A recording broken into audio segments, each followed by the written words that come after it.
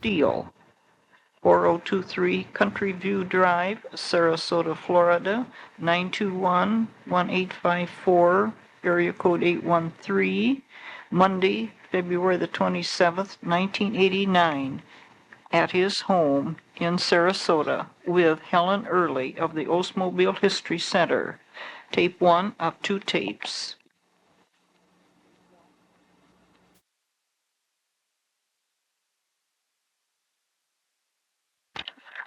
Well, Dick, we're all in business. Well, I'm Richard Steele, Richard C. Steele. I go by the name of Dick. I live in Sarasota, Florida. Retired in 1983, April of 1983, after 42 years and 2 months with Oldsmobile. I hired in January the 29th, 1941. Worked for Vern Yallop. Well, matter of fact, after I got out of business college, I started work for National Cash Register at $18 a week, and I got a call from Harold McFarland, who was then director of personnel at Oldsmobile, and I had known him for before, and I'd had my application in, and he called to see if I'd be interested in coming to Olds, and that was at $35. So just about double of what I was making at National Cash Register. So I went and had an interview with Vern Yallop over there in the old engineering garage. What was his title? Vern was superintendent of the garage and the machine shops and sheet metal and things like that. And through our conversation then, he got around, he says, geez, are you any relation to Ollie Steele? I says, yep, that was my uncle. And he says, my God, he and I used to test drive together years ago at the proving ground. So I was given the job, and I started clerking at the proving grounds. Worked for Carl Schuck, who was foreman of the proving grounds of the Olds garage at the proving ground. And I used to go down with the drivers on Sunday night because I lived in Milford, and they'd take me down on the 12 o'clock shift at night, and I'd get down there probably about 2 and then go to bed and such. And the next morning I'd get a ride out to the grounds, which is probably like 5 miles out from town, from the village, you might say, of Milford. And then I'd drive back with them on Friday afternoons on their 3 or 3:30 shift, whatever it was, and get back to Lansing. So that's how I got around for a while. But of course, this was before the war. And my main job there was just keeping track of records of the cars for gas consumptions, oil consumptions, miles driven. And we used to have a little gadget on the cars there, to make sure that the guys didn't goof off on driving. That if they would stop and not drive and sit around and goof off, why, we could tell by the little round disc that I had to read off every day and report back to Lansing on that. But it was just a general, and typing up test reports and things like that. Who else did you work with down there? Well, now Adrian Smith, he came down probably 3 months after I started. Now Adrian since passed away a number of years back, but there was Emmett Conklin who was, he lived down there, and he was one of the special testers. And matter of fact, he worked on carburation most of the time. So used to be we could take our cars in there like on a Friday or afternoon or one of the other afternoons when the ship would go home, and he would work on my carburation. He got it for, geez, I was getting good mileage on it, real good, about 19 miles a gallon at that time. And Tony Waters. Tony, not Tony. No, Tony Waters, I guess.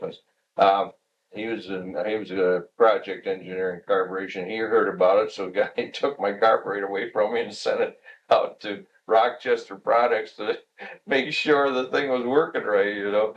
I never did get it back. So let's see. Well, there was John Essenberg. He was a test driver at that time, who later became the driver for Wolfram when he was general manager there.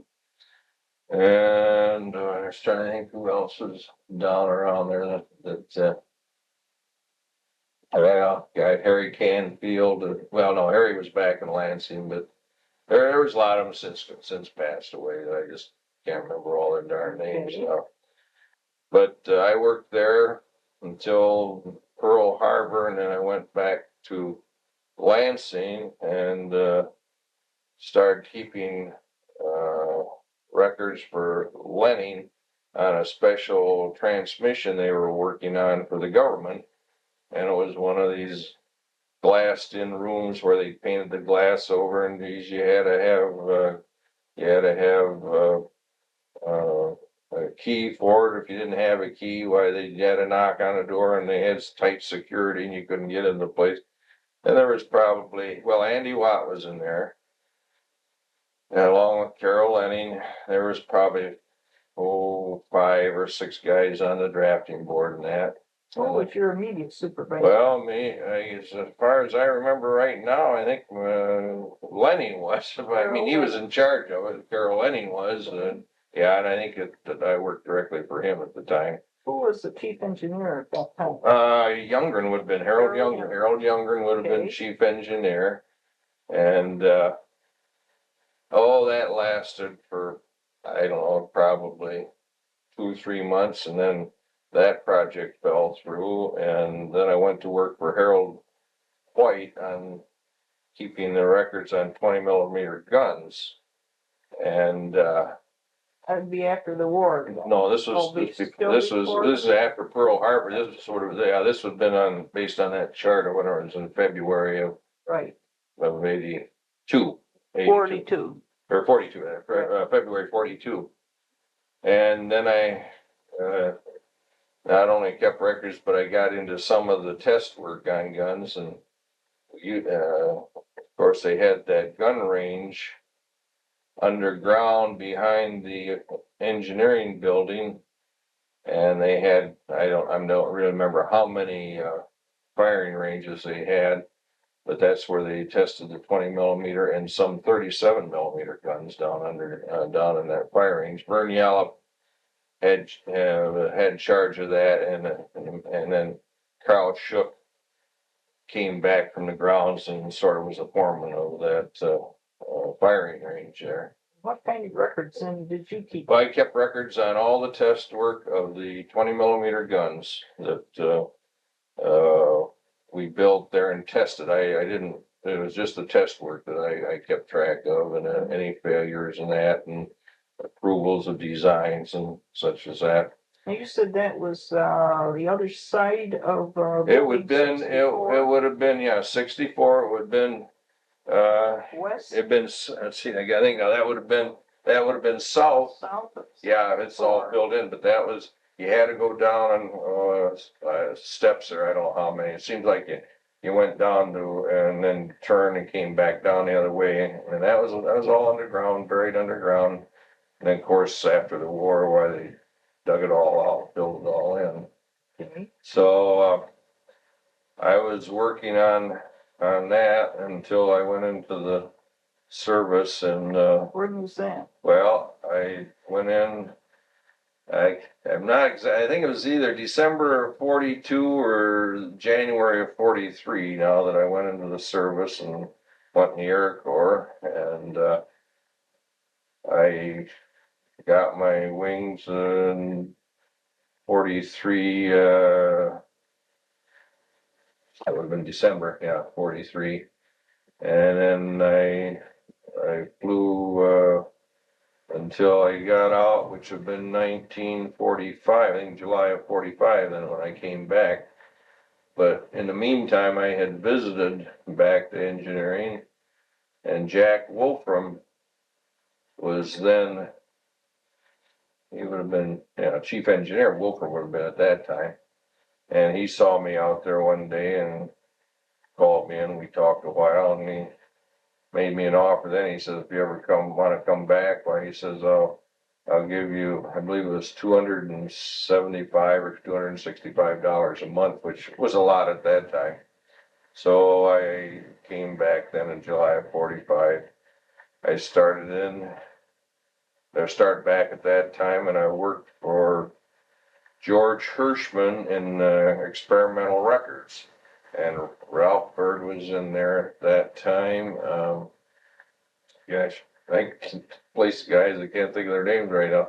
There's about 3 or 4 of us in there. And probably worked there a couple of years, and then Lowell Kinnig took me out of there and made me a project engineer on in experimental assembly. Now at that time there were only 4 of us who were doing the test work and all that in experimental assembly, and there was Frank Bodine, Bob Safarth, myself, and I think the other one was Bob Bristol, I believe, if I'm not mistaken. But we did all the test work for experimental assembly, and I had all body testing, and I had all sheet metal testing.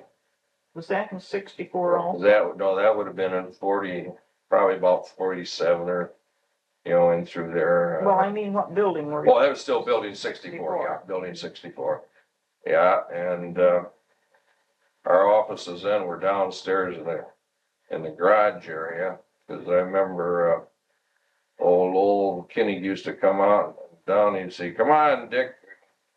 And old Wolfram and Metzel, they would get in one car, and that was back when we were doing the rocket engine. They get in one car, and Kenny and I get in the other. We'd go out on Logan Street, and we'd head south on Logan, and that's when it was just 2 lanes, 1 lane each way. And of course, Wolfram, he always took the safety side, the right-hand side, and so Kenny and I, we had to get the left-hand side, and we'd race one another out there, trying to see what kind of improvements there were in the engines that the guys had been working on. And there were a few times we had some pretty close calls. Remember anything specific? Well, just, be cars coming from the other way, and we'd hold it just as long as we could, and then one of us would have to dive for the shoulder or get out of the way someplace, But Wolfram was a great guy for that, and then he'd chuckle his head off, if there was a close one. He didn't want to see anyone get hurt, but he'd chuckle his head off. But we used to do that, and oh gosh, there are quite a few things, I just don't remember them all that would happen that were funny at the time back there. And then from working for Kinnig, I think now I went, Stan Landell was then body engineer, and he needed someone to help him out, so I went up and worked for Stan Landell, and he had the big corner office in the old engineering building, and so they moved my desk in there, and he and I had this office there, and I would do stuff for him that he needed, Well, what kind of stuff? Well, this is all, he was body engineer at that time, Stan was, so anything that pertained to body stuff, and I'd go to Detroit and things like that. Would that be design? Well, it was, he had the design end of it, Stan did. But mine was just more or less, whatever he needed me for, and I didn't do design. I do some testing, but a lot of it was dealing with people in Detroit and getting things done. I'd say that. And you remember any specific problems? Oh gosh, well, let's see. Oh, I was trying to think. So the way these dates are, I remember when it was I was with Stan, because then from there I did some more body development work after that, and then Who would you be reporting to then on the body development? Oh gosh, well, I think Jimmy Seaton and we worked together a lot, but I didn't report to Jim. I think I was still reporting to Landell, if I'm not mistaken, on that thing. And then I went to work for John Elpis and working, following stuff over on the line. I had all the Lansing Fisher body, and everything up to body drop in our plant. So I followed that from an assembly standpoint. And I probably worked for John for, I don't know, a year and a half or so. And then one morning, Don Burnham, who used to be assistant chief engineer at that time, and Don later, when he left, went on to become president of Westinghouse and later chairman of the board of Westinghouse. And Don Burnham came by one morning and he says, "Hey, Dick, you're going to start working for Pete Estes." And I go, "Oh." He said, "Yeah, you go up and see Pete and you're going to start working." John Elphus didn't even know it yet. He just came out and told me. What was Estes' title? Well, at that time, Pete would have been body engineer. So I got started working for Pete, and here again I was doing body not so much testing but development work in that with Fisher Body and with him, on that. What do you do in body development? Well, mainly working with Fisher Body, what I was doing when I worked for Pete Estes, and I followed all the interior trim at that time, paints and trims. And you mean to be sure it was compatible, or? Well, we on paints and trims, compatible as well as making sure it got in production. At least got in production. So in some areas you would work with the purchasing people too? More or less with the design at Fisher, and then they in turn would work with purchasing people. And see, I worked for Pete, and then, How long gosh, did you work for him? probably a couple of years, because one morning when I came to work, Pete met me at the side door when I came in. He says, "Dick, God," he says, I wanted to tell you before you hear about it. He says, "I'm leaving to go to Pontiac today." Over there, chief engineer it was. What year was that? You remember? I don't remember the exact year, but he says, "I just wanted you to know before someone else told you." And Pete and I, we'd been pretty close over the years, and so he was real good about it. And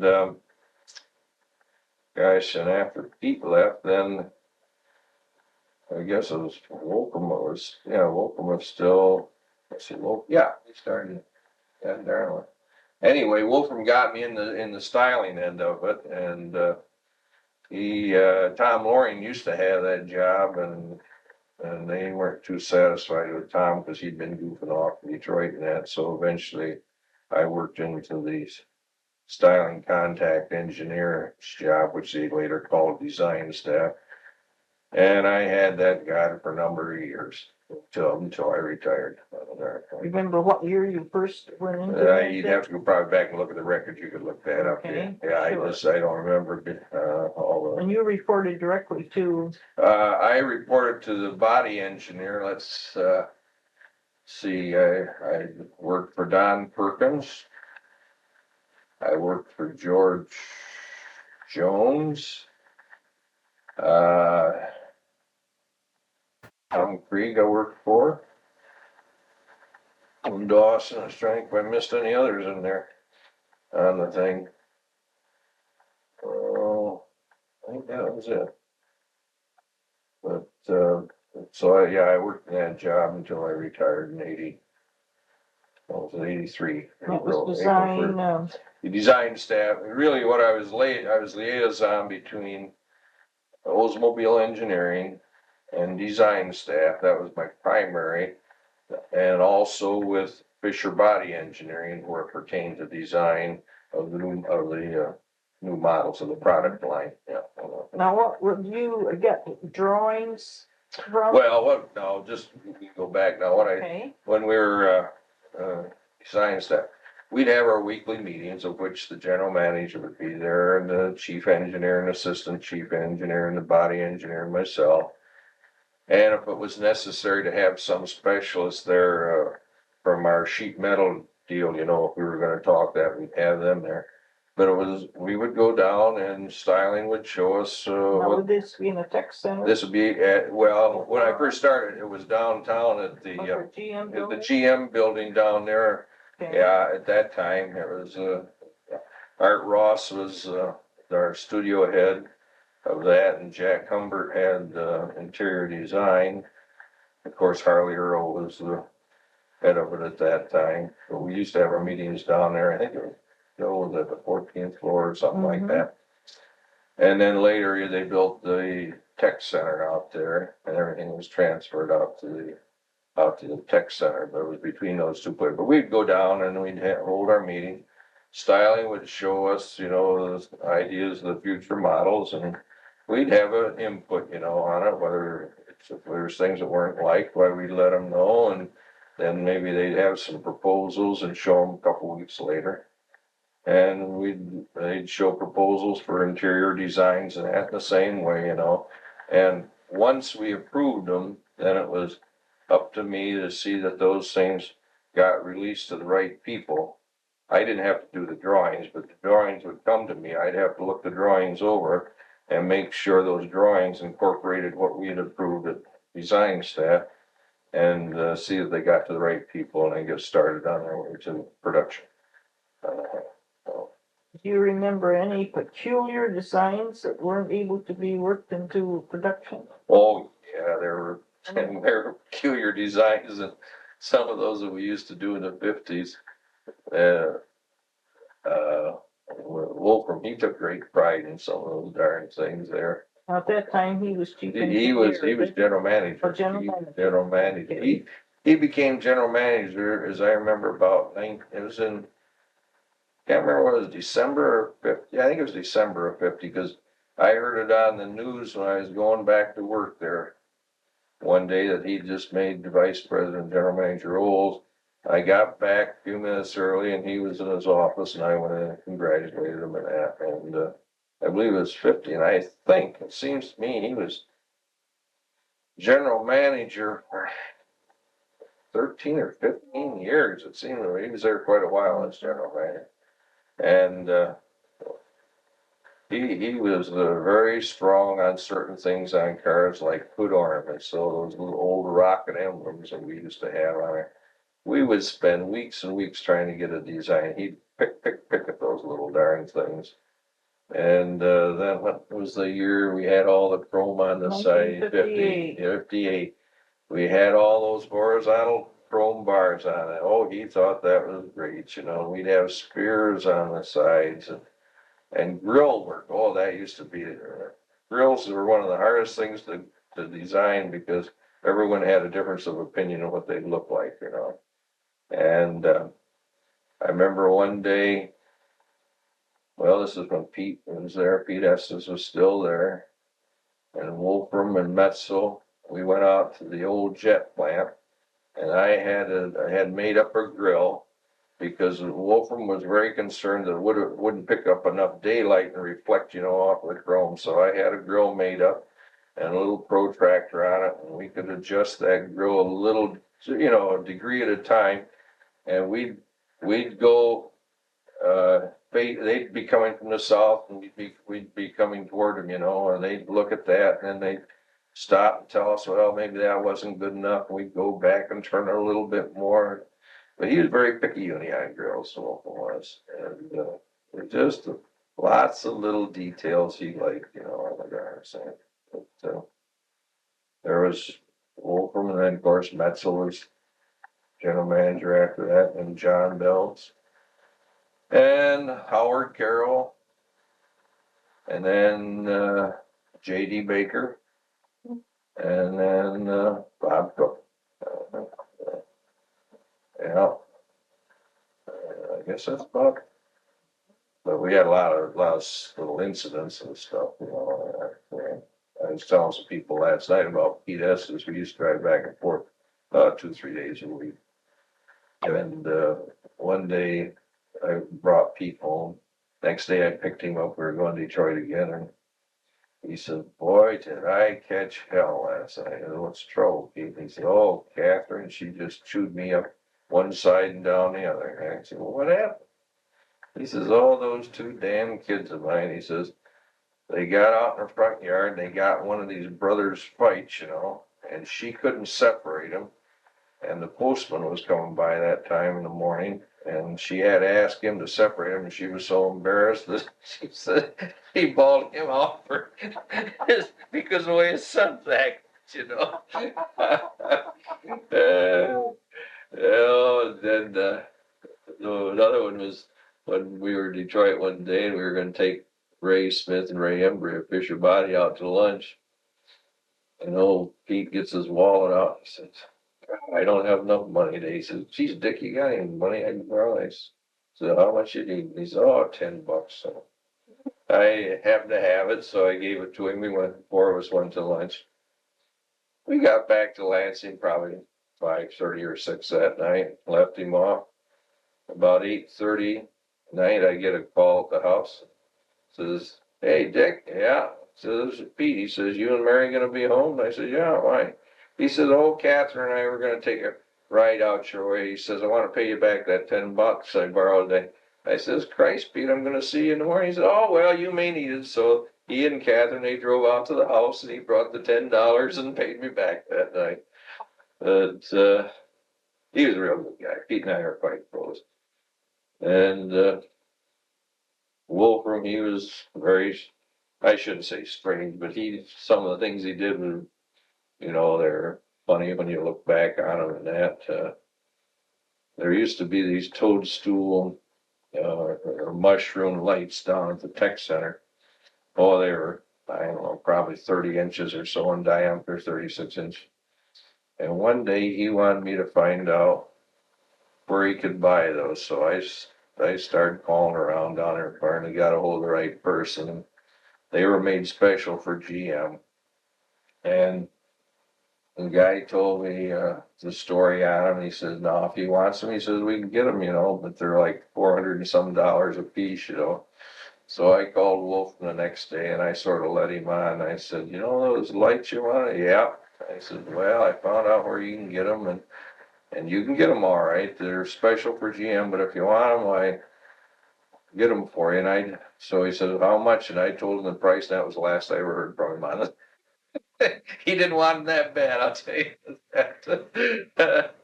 Oh, yeah, he was, another little incident, nothing really happened about it, was old George Jones and I stopped one night at, Bright, the Canopy, on the way home and had to have dinner.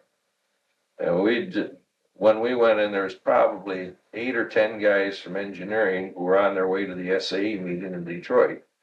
So George and I, we sat at a table and we said to the waitress, order those fellows over there around the drinks if they want them. So I guess they all took them. They got up and left about 5 minutes after they left. Wolfram comes in with Johnny Essenberg and they sitting down there. Essenberg saw me and he waved. So he and Wolfram got up and came back and sit with George and I. And George and I had a drink in front of us. That was our first drink, as a matter of fact. Wolfram had a drink and Johnny Essenberg had a cup of coffee. And old Wolfram then says, well, bring me the bill. And old George, oh God, they're going to bring that bill with all those drinks on it. He's going to think we've been sitting here all night drinking. And actually we had. But lucky the waitress was smart enough and she just brought the bill that pertained to him, But, oh, God, some of the things he did are real funny. And well, God, you remember Rocket Jones? Mhm. Well, this is back when I was doing the paint work and that paint stuff on cars. Wolfram brought in a telephone and he gave it to Kinnick, and Kinnick, he says, Dick, goddamn, the old man wants this telephone match record. So I took it out of this sack and here was a red telephone. So I sent it down to Richard Mason Paint Company in Detroit and had them match it. We painted a car up in it and Wolfram liked it. So not knowing what to call the red, I took the telephone exchange on this. It was Burlingame telephone. Well, it was actually Rocket Jones's daughter's phone from California that he brought back. And it was a Burlingame exchange on the phone, so we called it Burlingame Red for that year. Oh, isn't that interesting? And another time, and this is Wolfram's story, he brought in a piece of material, a blue piece of material about maybe we'll say 3 inches long and maybe ½ inch wide. And he wanted me to match that color and get a car painted. Well, he took great delight in telling this story. Because people, we asked him where it came from. He said, well, he says, I was sitting in this bar next to this nice looking lady, and he says, I thought the dress she had on was a beautiful blue. So he says, I said to her, can I have it?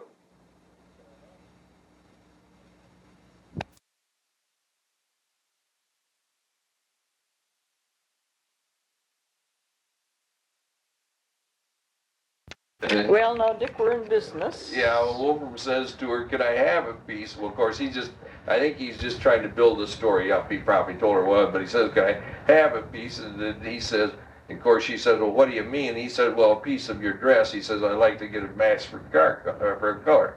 So she goes in the ladies' restroom and borrows a shears from somebody. And she actually cut a piece of the hem off of her dress and gave it to him. And he brought that back, and we had colored match to it.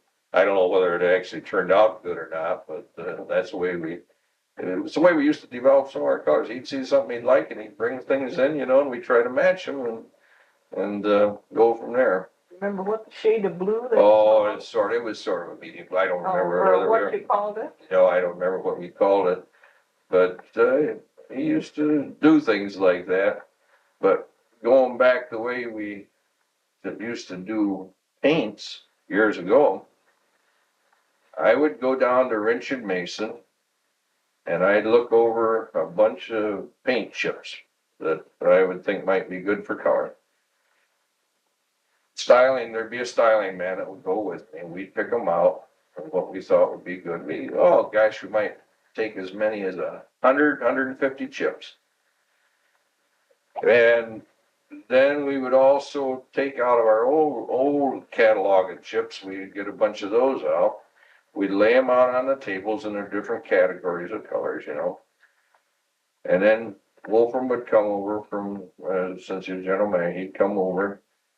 And we would go through those things and probably spend 2-3 hours looking all those chips over. And he'd say, well, let's get a car painted up like this. Let's get one painted like this and that. And then what we'd get the paint developed from those chips, and we'd have cars painted up through production. And we might have as many as 125, 150 cars of different colors painted. And we'd take them over to the jet plant around Saginaw, and we'd line them up according to their categories. And then we'd take the present production colors, or whatever they were, blues and greens and the reds and yellows and so on, line them on the opposite side, and we'd start down the line with Wolfram and all of his staff members at that time. I can't remember the one, Bob. He was the production manufacturing manager. Mooney? No, it's here, you can shut that off a second, then maybe we can think about. He used to live up there in Heatherwood, and his daughter married the fellow that was in the automobile business there in town with either Story or something like that. I can't. Bob Griffin. Oh. Bob, okay. Yeah, all right, now you can start up, yeah. Okay. Yeah, it was with Bob Griffin, and there was works managers and all those guys. We'd go down those lines and we'd look at the colors, and old Wolfram, he'd say, I don't care how you guys vote, I got the final say. There could be 8 of us, 16 or 18 of us out there, and we might disagree, but if he liked it, it didn't matter. He overruled the say. So he'd say, well, maybe that, we're looking at, say, a blue color, maybe that's too green, that's too red, we better doctor it up and look at another car, And this would go on for, 2 or 3 months until we get all our colors settled and go from there. But what happened to these cars that were? after we build them or paint them, build them, then we would sell them. They might go into the fleet, for company used cars, or they might just go ahead and sell them. And if some of them are real bad, we just have to send them and have them repainted. Sure, but there could be cars sold that really weren't production colors. Oh, yes, we would sell cars that weren't production colors. Yeah, the colors were fine. There's nothing wrong with the color. although there would be some, could fade out because you hadn't really tested Sure. a lot of the darn things. And, we would, God, that's much different than now. And now they're all done in Detroit at Styling, and they probably paint up 30 cars total, and then the divisions will look at them, and there's such uniformity now between all divisions that, the color's not much different. But back at that time, each division, they could have the colors they want, and we could have as many colors as we wanted as long as our production people were capable of handling it over on the line, see? So it was all up to the division and general manager. But you were saying earlier, how things were back in those days. We were in direct competition with Buick and Pontiac and all the others, The things we would do, we'd try to keep secret from the other divisions, just like you try to keep General Motors things secret from Ford or Chrysler nowadays, it was very competitive between divisions at that time. But now it's no longer that way. It's too much of, well, this is what we got, and if you like it, well, you might use what Buick has, or if the corporation would let you, of course. And trims were somewhat the same way back years ago when Roper was there. I'd have some drawings made up, and I would then color the drawings up and have some others color the drawings up too. And we'd show different colored facings with different claws or vice versa, or different ideas. And we'd put them up on the board in the old engineering conference room. And here again, he would come over and we'd go through and we'd pick out the trim combinations that we wanted. And then I would get with Fisher Body and go from there, along with talking styling and that, they didn't always agree with us, and sometimes we'd change them and sometimes we didn't. But at that time, so much was left up to the divisions, whereas now, and it's probably better, styling has a lot more say in it, and then the divisions work with styling and Fisher Body on it. But yeah, there's a real strange thing though. Oh God, I was just trying to think of Well, you actually had the say too on the type of fabric. I mean, whether it was well, yeah, we would durable go. Yeah, now or- see, styling would show fabric proposals and that. They'd show different fabrics, and of course we'd have to work them in at different cost levels per yard for whatever model we're talking about. And then we would select the fabric and work with the styling, and who in turn would work with the cloth people, and get those in production, working with Fisher Body and things like that. And Well, then you would have some say to the type of pattern. oh yes, yeah, we would have too. styling would instigate them through the cloth accounts, and that. But they might show us 6 or so proposals of a certain price cloth, let's say, per yard. And then we would have, and yeah, we would have, if there was some little things we might want changed, then we'd ask the cloth manufacturers to see what they could come up with, to make it look a little bit different. And yeah, we'd have a say, the division had a say, and along with styling on what went into the car. Did they use leather then? Oh, yes, we used to use leather, and we would use vinyls and that, but yeah, on the more expensive cars, especially convertible, we used leather on the convertibles on that. And you don't use too much leather now, it's too darn expensive on the thing. And of course, they've got the vinyls, which are much better than they used to be. But leather, we use that in convertibles and once in a while in the higher priced 98s, special jobs and things like that. But gosh, I wish I kept a diary of all the things now that I know, what you're asking about. Because you just once in a while you'll think of something and you wish you'd written it down, but you don't do it. And some odd things that people would do. Dick, what about the experimental cars, like, that Apollo and the, Well, now, Rocket? Yeah, see, you take, now Art Ross was, you're talking those we used to put in the auto shows. Right, Yeah. GM motor animals. Yeah, Art Ross, well, when I was starting to do the contacted styling, Art Ross, as I say, was the head of our studio, and they would design those and well, to make them, because they only had one of a kind.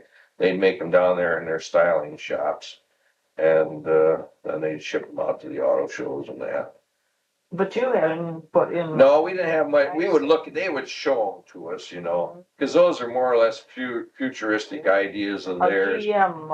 Yeah, and it idea. really, you know, they didn't pertain to production because at that time you couldn't do the things that they were showing. So it was just more or less their ideas, you know, A show car. of a show car. Well, what happens to those cars after that? Well, now some of those they kept around for years and years as styling, you know, and I suppose eventually, you know, Well, they would get. ever get out and be sold? Oh, no, you couldn't sell those things because they weren't running models in many cases and they wouldn't meet the safety standards or any of that. Okay. They were just far out ideas, you know, futuristic ideas that, and you wouldn't dare to sell one of those. Well, see, why I specifically wanted to ask is because we've received 2 or 3 letters from people who insist they've got one of those cars. I would be very much surprised. Well, I would too, but I don't have anything to back that up. I tell you, if you really wanted to verify that, you ought to go back to styling and I don't know who would be there now. John Perkins would be. Well, yes, you could send it to John Perkins, you could send it to Okay. Len Casillo, and ask them to find out if there's a particular one but I know they used to keep them down in what the big rooms they called the morgues down there, and we used to go look at them at times, but I was never under the impression that they ever sold any of those because, they just wouldn't pass the standards on the darn things. So I would be, unless maybe they sold them with the idea that they were only gonna be for show purpose or something. I suppose they could have done that, but I would be very much surprised if they ever sold them. Well, do you think there are still cars down there in the morgue? Oh, well, there were when I left, yeah, they still had cars down in the morgue, you know, I don't know how far back, but there again, John Perkins could, probably find out what they got down there and, go from there on the darn thing, but yeah, it's, they kept those around there for quite a while, of those that you were talking about. Like, what was the one Dr. Cyclops with the light in the middle and some of that we used to call, but yeah, but Art Ross, he did a lot of those for Oldsmobile and that. No, he was the head of the old. He was head of Old Studio, and then Art, he left because he just didn't think because of his, I guess you'd have to say nationality, Art was Jewish. And that time he was of the firm opinion that he couldn't get any further in styling because of his being Jewish. And he decided up and leave, and he went on selling stuff, and Art since passed away. He moved back to Chicago, and he's passed away a few years back. Yeah. Well, now pardon me, Mr. Wolfram had so much input into like paints and interiors like that. What about the general sales manager? Well, the sales manager would, as I say, he would be out to these paint shows, and he would be over to the trim. But really, and I'll have to say this, even though it's on tape, many times Wolfram say, "By God, they'll sell what we're going to give them anyway." They might get a little input, but he would, if he felt strong enough about it, he would just say that you're going to have to sell it. You know, that's what he. Well, and as you know, and I do too, they always sell all the cars that they build, so some way or another. Yeah. Even that 1958 Chrome Monster finally got sold. That thing was sold, yeah. And that's still, you know, people refer to that darn thing. Well, now it's becoming a collector's item. It's a collector's item. I was out to show here a while back and saw some of them out here just about a month ago here. Well, after Wolfram then came. After Wolfram, then Metzel became general. How was he to work with? Very nice. He was entirely different. He was one of these fellows that to me, even when he was chief engineer and as vice president, he was probably, in my opinion, the best manager in engineering. Now, I don't know as a general manager because I dealt with him some, but not to the extent I did as when he was chief engineer. He would give you a job to do and expect you to get it done. Whereas Wolfram, he would give you a job to do, because I know he called me in his office at times, and asked me to check into something for him. I'd go out, start checking into it, go out into the shop areas and apartment guys. I'd find out, God, he has someone else doing the same damn thing. He'd call you in and he'd get your answer, and the next thing you know, he'd call the other guy in trying to see if you both came up with the same answer. See, he might have 2 or 3 guys do the same job. Metzel was a kind of a guy, he would give you a job, he expected you to do it, and he didn't harass you or anything, but if he thought it was time you had an answer, he'd call you in and ask you. But he was a very, very good manager, I thought Metzel was. George Jones and I talked about it a number of times, and we thought he was probably the best manager as a chief engineer of all those who worked for him. And he was a real nice guy, and I guess he's still living out in Phoenix. Yeah, Scottsdale or Phoenix there. What about Howard Carroll? Well, I'll tell you this story. John Bells, of course, came after Messer. John was a good guy, and we had a lot of fun, Gosh, we used to have that big, the 98 where this outfit in Blythesville, Arkansas would, stretch the thing, Cotton or Bevington. And we had this big black job one day. So John Belts, Bob Dorshimer, and George Jones and I, we got in that thing to go down to Detroit to a meeting. And God, we all had on a wide brim hats, thought we were a bunch of the mafia, driving down there. We were having more darn fun, We get down to Styling, and of course they were going to play a little joke on us. So when we get ready to leave that afternoon, they have this car all made up like a Batmobile. Oh God, these guys, these artists, they put this big bat face on the front of it, and they had Batmobile insignias on the side, and they had big fins put on the rear end of it, And we thought that was a great. Well, of course, some of it wouldn't stay on. We had to take this part off the front, and it would fall off the fins. Well, we drove that thing back to Lansing, Belts. Well, Jones and I drove, down and back. John Belts and Dorsman were sitting in the back. And we drove that back to Lansing with the old Batmobile insignias on it. But with Johnny, he used to have fun that way, He enjoyed having a little fun with the work on it. And Howard was real serious individual. And I probably should tell you this, that I don't know, I wouldn't want him to hear this while he's still alive, but this has truly happened. When John was chief engineer, where my office was, they were over in Bob Schultz's office. There was Howard Carroll, John Belts, Bob Schultz, I think some other person, I don't remember, was in there. I got a call from Detroit from Charlie Jennings in my office, and Charlie says, "Hey, Dick," he says, "thought I'd let you know that old Johnny Belts was just made general manager and vice president of Oldsmobile." I said, "No kidding, Charlie?" He said, "Yeah." I said, "Geez, thanks." So I could see John and him over in the other office, and when John got up to leave, go back to his office, I came out and I says, "Congratulations, John." He says, "You son of a bitch, Dick." He says, "How'd you find out?"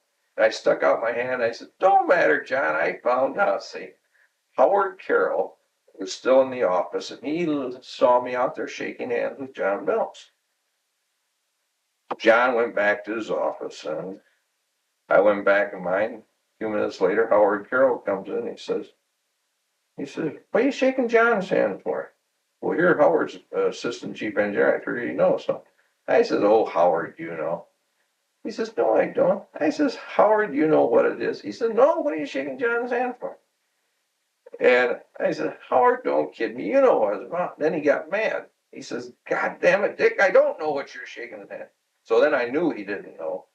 So I said, well, Howard, he was just made vice president, general manager. He says, no kidding? I said, yeah. So he says, God, I better go over there and congratulate him right away. So the next day, Howard comes in my office. He closes the door and he has a piece of paper like he was going to do some business, and it was, I don't know, it didn't amount to anything. And he looks across at me and he says, say, he says, you don't know who the next chief engineer of Oldsmobile is going to be, do you?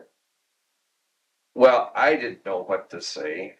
And I thought real quick, I thought, well, if I at least tell him one story, I'm not going to hurt myself. And I says, yeah, Howard, I says, the story going around down Detroit is that you've got a very good chance of being the chief engineer. He says, no kidding. I says, yeah, that's rumors going around styling in the main office now. He says, no kidding. He said, boy, he says, that would be great. He says, I've always thought if I could ever become a chief engineer of a division, that would be the greatest thing a guy could ever want. And he says, this is really what you're hearing. I says, yeah, that's what I'm hearing, you know, tongue in cheek, you might say, because I really didn't know. And he just was so elated. He got up, he extended his hand across my reference table, and he says, geez, Dick, he says, thanks for all the confidence you got in me. And he turned around and walked out. Now look where he is today. There was, didn't say. But that was real funny that he matter of fact, he thought even when he was chief engineer and a general manager, he thought I had a direct line to, well, I did in many cases, to Detroit, to people that knew things. And he used to, at times, he would ask me, hey, what's the latest you're hearing going on in Detroit? So,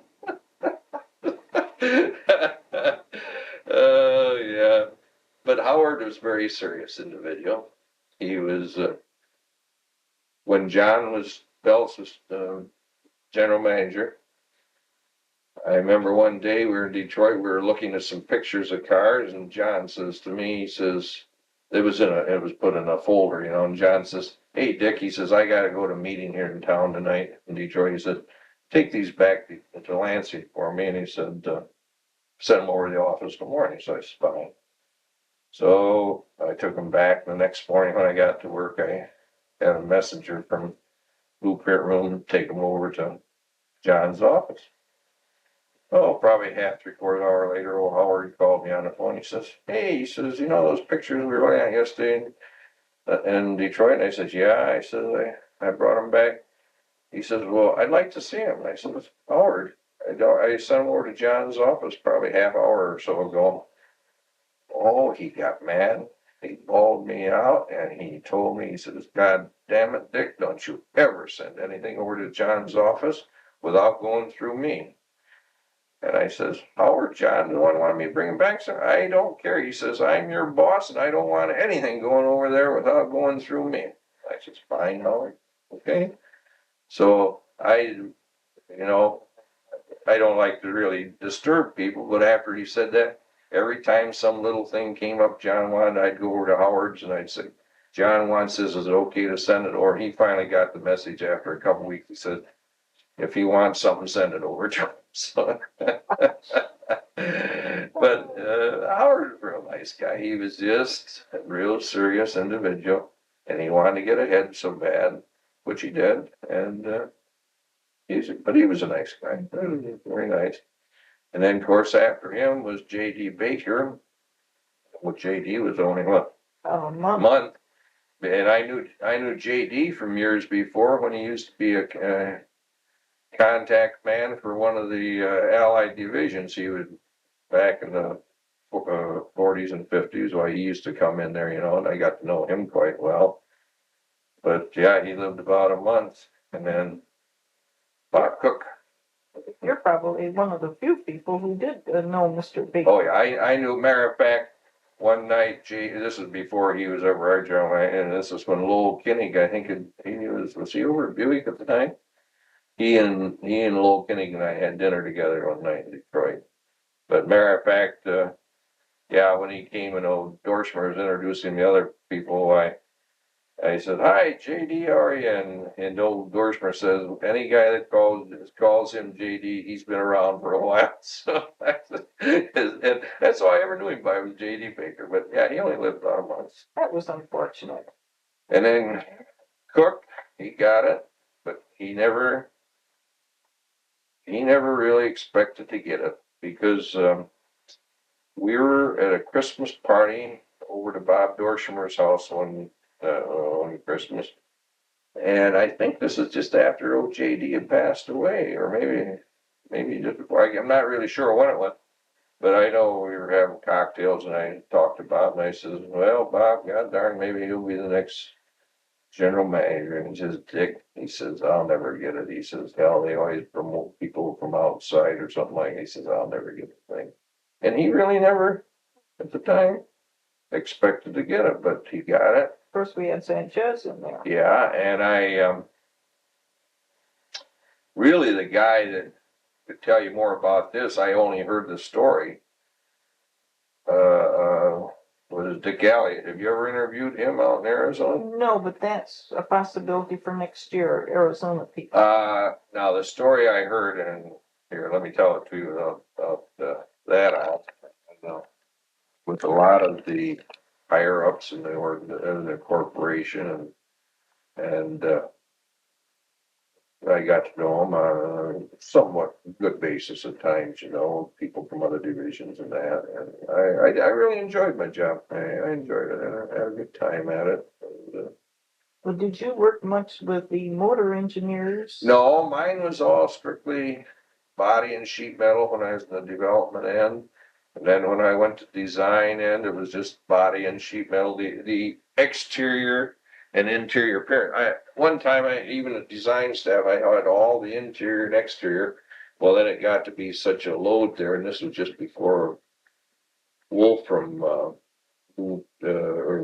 just before Metzel, I think it was, came in as general manager, maybe the last 2 years of Wolfram.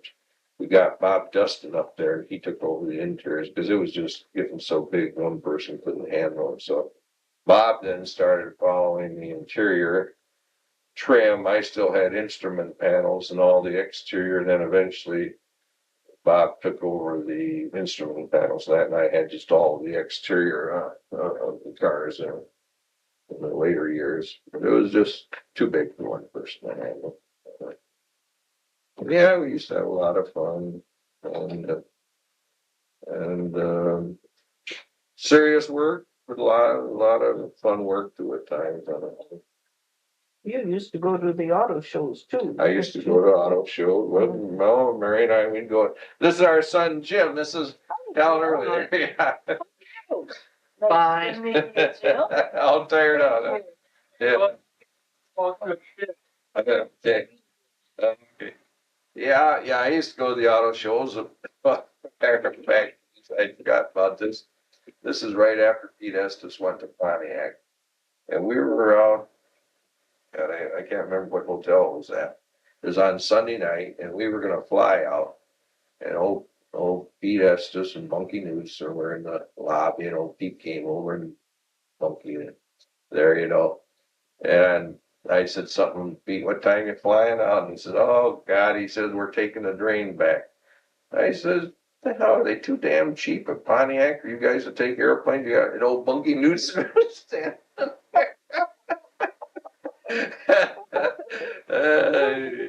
Yeah, so we used to go to those. And one of the guys, what was his name? Henry Love. We were invited to a luncheon party there on a Saturday. One of the times we were out there. Now, was this in Chicago? This was in New York. Oh, New York. Wasn't it New York? Yeah, New York. Okay. And there was Don Perkins and Elsie. Mary and I guess, were out at that one. And Jack Humbert and his wife from Styling. And so we go to this party, beautiful party. You go in and big winding staircase you went down. As you went in, why the women all got beautiful corsages. And they got down the stairs and they had drinks, as I recall, down there for you. And then later, they opened up you know, walk-through buffet deal for the people.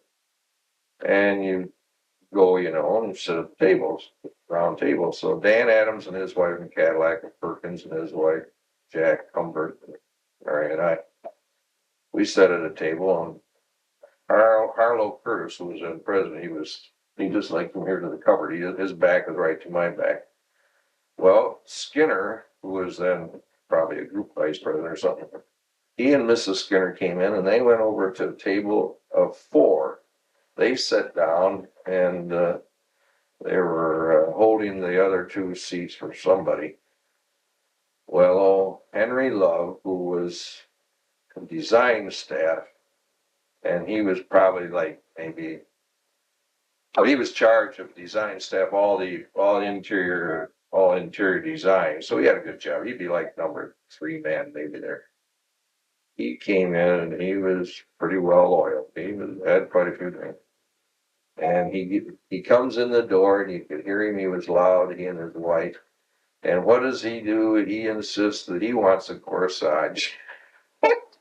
So to try to keep him quiet while he comes down the stairs with a corsage in his coat lapel, and he gets down there and he has a drink.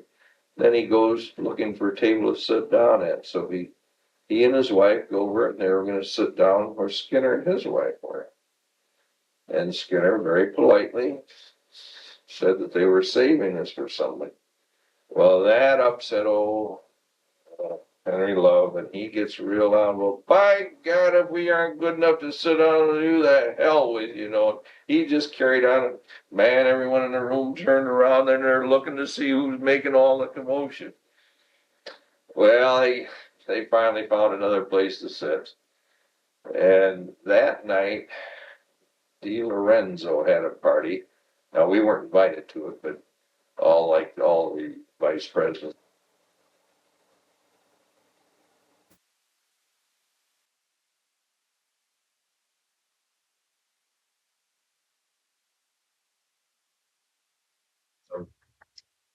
The football team, because he had some money invested in San Diego Chargers or one of those out there at that time. We talked a little about the football, but that was, I believe, the last time I ever talked to him.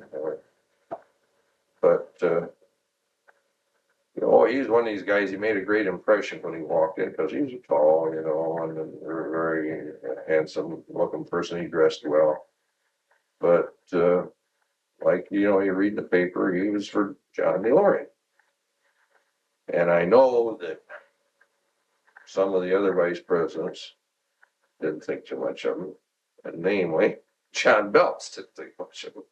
When John was at Oldsmobile, he did not care much for John DeLorean. Just the way he said things and that, why you could tell he didn't care for him. What kind of a man to work with is Belts? Oh, John was a good guy. He'd call, because he lived out in East Lansing, he'd call many a time in the morning when we were going to Detroit, and he'd say, God damn it, Dick, I left something on my desk. He said, would you stop and get it, and bring it down? And John was a real good guy and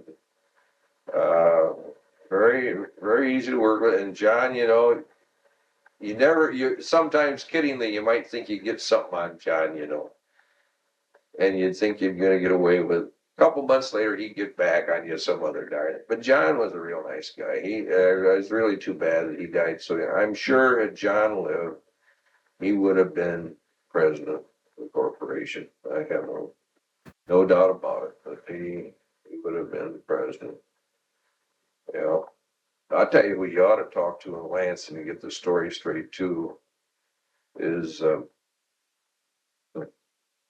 Ted Fernand on Garwood Industries. They had one of these float deals, pontoon deals down at their company for some reason they'd made. They're trying to get rid of it. And John, I believe, was chief engineer then. And they're asking around, and John says, yeah, I can use the thing because he had a lake out there behind his place off of Park Lake. So Ted was the guy Ted Fernandez, the one that dealt with Garwood closest. And Garwood called, says, hey, we're bringing this thing up. We need some guys to help unload it. So Ted was in charge of that, of the chassis drafting. And he asked a few guys to go out to Belsa's house and help unload it. And one of those guys who helped unload at that time is now president of the corporation, Bob Stemple. But you might want to talk to Ted Fernand. He lives in Grand Ledge, and he can give you the more up-to-date story, but that's the way he had told it to me. Yeah. So, but yeah, Bob was, Very interesting. What about Bob Stemple? Bob, when I first knew Bob, and I was at styling, or in the styling contact, I used to bring drawings back, and he worked for Ted Fernand at that time. And I used to go out on the board with Bob Stemple, and we'd sit down and go over the wheel disc drawings that I would bring back, and we would talk design a wheel disc. And Bob was a real sharp guy. He got started when we first working on the Tornado. He was in the chassis design. And he, I'm told, would take and spend time memorizing dimensions and things like that, Because Metzel would come out on the board, belts, and they'd start asking some questions. And many times the fellas, they'd say just a minute, and they'd take their scale and have to scale something off and then tell Metzel that what it was. But I was told that old Stemple, he had a good knowledge of what maybe they were going to ask. So he would memorize dimensions, and when they'd ask him right off the top of his head, he'd give them whatever it was they asked, And that made a big impression on him. Plus, Bob was very good. He was very, very good when it came to talking to people and answering questions. Because I know Herb Bicky, who at the time was like the number 2 man down at styling, and Herb later went on to become a vice president in charge of styling. But at lunch one day, there was Metzel, Belts, Herb Bicky, myself, maybe 1 or 2 other people. And Ribicki said to Metzel, he says, God, he says, I heard Bob Stemple talk here the other day on the Tornado.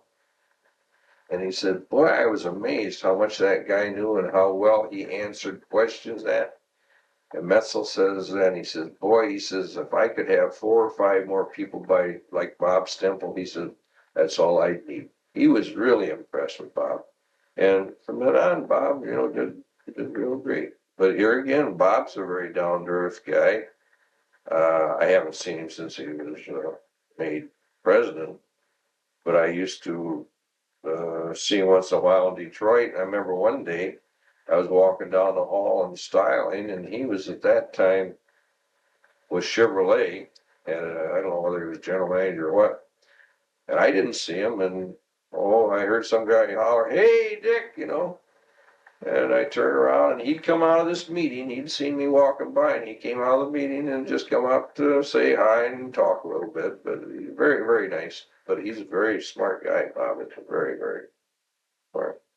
The story that I remembered him telling me years ago, for some reason, is when he was young, he always wanted to go to work at Oldsmobile. He didn't care about any other division.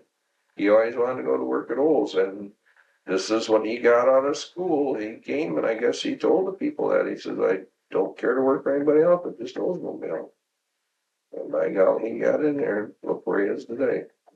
Doing pretty good for himself. Yeah.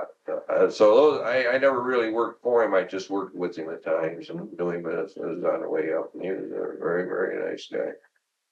Now, you worked with George Jones, George and I, we were very good friends. I don't know how many years I worked for George. He was body engineer. But he and I used to go back and forth a lot to Detroit. And we just became very close friends. Matter of fact, now he calls every Christmas down here, and he doesn't send cards, so he'll call, we'll talk for maybe half hour on the phone, and that.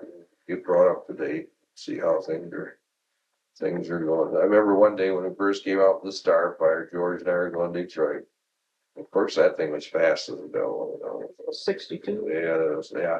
And here we were going down the expressway. I was driving, you know, we're just sitting there chatting, not paying any attention. Next thing, oh, state police pull me over, you know. And he says, you know how fast you were doing? I says, no, we are just sitting here driving along talking, you know, and I don't know whether he says 85 or 90, but George and I couldn't believe it. He didn't give us a ticket, he just gave us a warning on the thing. Yeah, George and I, we had a lot of fun together.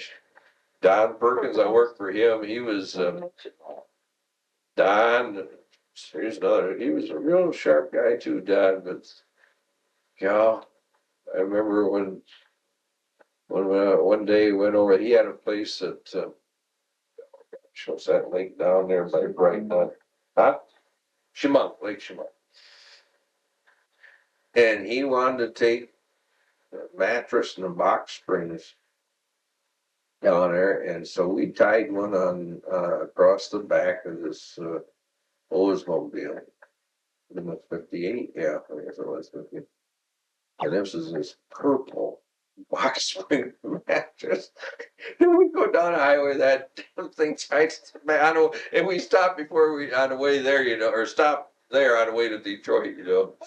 And Don, he was also a guy, he loved bargains. And we would drive across town over on the Southfield, way across town, for him to just save, you know, 25 cents on something. I forget the name of the store, we would go over there. And we were there this one time, and they had this heater that had been damaged on the side, in and in. And he thought a terrific sale price on it, you know. He talked to the guy and tried to get him down more. I don't remember if he did or not. He finally bought that thing, and we loaded it in the trunk of the car. And by golly, we were going to take that and leave it off at the cottage on the way back in Lake Chemung. So just as we were pulling in, coming into Brighton, Ted Fernandez, I talked to you about, he was on his way back to Detroit. And I thought, oh, darn you, Ted, you're not going to get out of doing any work. At the stoplight, I says, hey, Ted, I says, Don wants you to come help with this thing we got in the trunk. I says, you stop and pick up the hot dogs and stuff, and we'll eat the dogs. Now, Ted, to this day, he still remembers that darn thing. But Don was real sharp guy. And, but he was one who detail, you know, he just keep going over the same thing many times, you know. But Don was real nice guy. George was, Tom Krieg, Tom, we never really got to know one another too well like I did with George Jones and Don Perkins, but Tom was all right too. He You retired. mentioned Bob Dustin Oh, Bob, later. He came up from design staff, and in interior, he had interior trim and that, and as I say later, after a while, we gave him the instrument panel and stuff, so and Bob is very good, a real terrific artist, Bob is, he's real good. And did you work on the station wagon design, 4-door station wagon design? I worked on the 4-door station wagon. Matter of fact, the first station wagon, I think, yeah, God, now I can't remember whether it was Don or George, and body engineer. The first wagon we had was when we would go over to Mitchell Bentley, and they would take and cut down a 4-door sedan and make a station wagon into the darn thing. That's what they used to do with the Buicks years ago. Oh, they were in Ionia. In Ionia, okay. Mitchell Bentley in Ionia. Mm-hmm. Yeah. So they made the body. Well, actually, what we did is just set the sedan body over there. Yeah, they cut out the roofs and stuff, and they'd adapt their own roofs to it and that, and they'd use their front seat trims, and they'd change the second seats and stuff like that. Matter of fact, old Pete Estes was still there because we were working with Mitchell Bentley on a 3-seat station wagon. And I remember that we spent, it ended up we'd spent, which in those days a lot of money, and like $1 million or $1.5 million on development, and never got in production. Well, then later on, people kept going on up the corporation. Someone kiddingly says, "God, I guess you really have to goof up to get ahead in this." General Motors, So Pete was, yeah, he was involved in those too, over there at Ionia Manufacturing. Why did that ever take hold, that 3-seat wagon? Well, we just couldn't get the darn thing to work properly. We made some mock-ups and that, and then I think corporation probably got into it too, maybe due to cost and things like that. But eventually, we had the 3-seat wagon, Right. but at that time. Now that was about when was it that Mitchell Bentley was customizing it? Boy, oh boy. I'd have to go back and look in brochures when the first wagon was we had in that thing. It probably had to be, I don't know, that'd be in the 60s. We had a 57 wagon. Maybe it's right, then it had to be the late 50s. And, Well, you remember the 4-door hardtops? Yes. Okay, I made, all right, let's see now, that was Metzel. And again, I think it was Pete Estes, if I'm not mistaken. They called me up to Metzel's office. And then they says, "Dick," this was like on a Friday afternoon. And he said, "Dick, get a 98 sedan, cut the center pillar out right at the belt line. You take the center pillar out of the belt line, cut it at the roof, and then weld that center pillar back onto the rear door and get it painted up." And they said, yeah, it was Pete, because they said, be out at Pete's house the next morning. I don't know whether it was like 8:30. We went and picked him and Kenny and Metzel up, and went down to the proving grounds. But I worked all that night on that darn thing to get that cut down and welded together and repainted and all that. We got down the proving grounds, and Fisher Body had one down there, but it was further advanced than ours because they'd been working on it a little while. But that was the first 4-door simulated hardtop that we ever had at Oldsmobile, the one that I made there. The only reason they had me cut it down and do that, they just wanted to see structurally how the car reacted on the road, and we did some development work then with it afterwards, and but most of the work was done with Fisher Body. We worked with Fisher Body, but that was the first 4-door hardtop we ever had. Well, what year was that? That would have been, well, I think 54 was the first year we had, so that was probably 53. I would say that happened. Any experimental or customized car like that would have been scrapped out, wouldn't it? Oh yeah, I don't remember exactly, or we may have welded it all back up and metal finished it and that, and possibly sold it. But in many cases, yeah, you'd have to scrap a lot of those out because you wouldn't dare to sell them because structurally, if someone should have a rollover or something, it could be bad. So they probably would have scrapped that one possibly out of the You remember any safety situations where the structure of the car came into question? Oh yes, matter of fact, that was one of the reasons we got out of the convertible business, years ago, because there was at that time, with the government regulations people didn't think it was really feasible, to make a convertible pass rollover test, things like that, at least at the time. And that was another reason we got off the 4-door hardtops, which I was talking about, because there again, they were not, based on the knowledge then, structurally feasible to pass all the requirements out of things. So we had to get out of those darn things. Those were the two, and yeah, and then of course even the cars that we ended up with, you had to do a lot of structural reinforcements and that to pass side impacts and things like that, bumpers and all that kind of stuff. I didn't get involved with that too much, but that was the reason we did get out of convertibles years ago and the 4-door hardtop. We just didn't think we could make them meet all the government requirements and that. think that was 62 in the Cutlass convertible and 75 in the big car. Yeah, the way the dates go by, I just don't remember I all know the it. exact darn dates of when things happen like that. When did we get back into the four-door hardtop again? Well, we never really did. We don't have a four-door hardtop where the center pillar thing. All of them have pillars. One the 89 we got out here, no, there's no four-door hardtops at I all. see.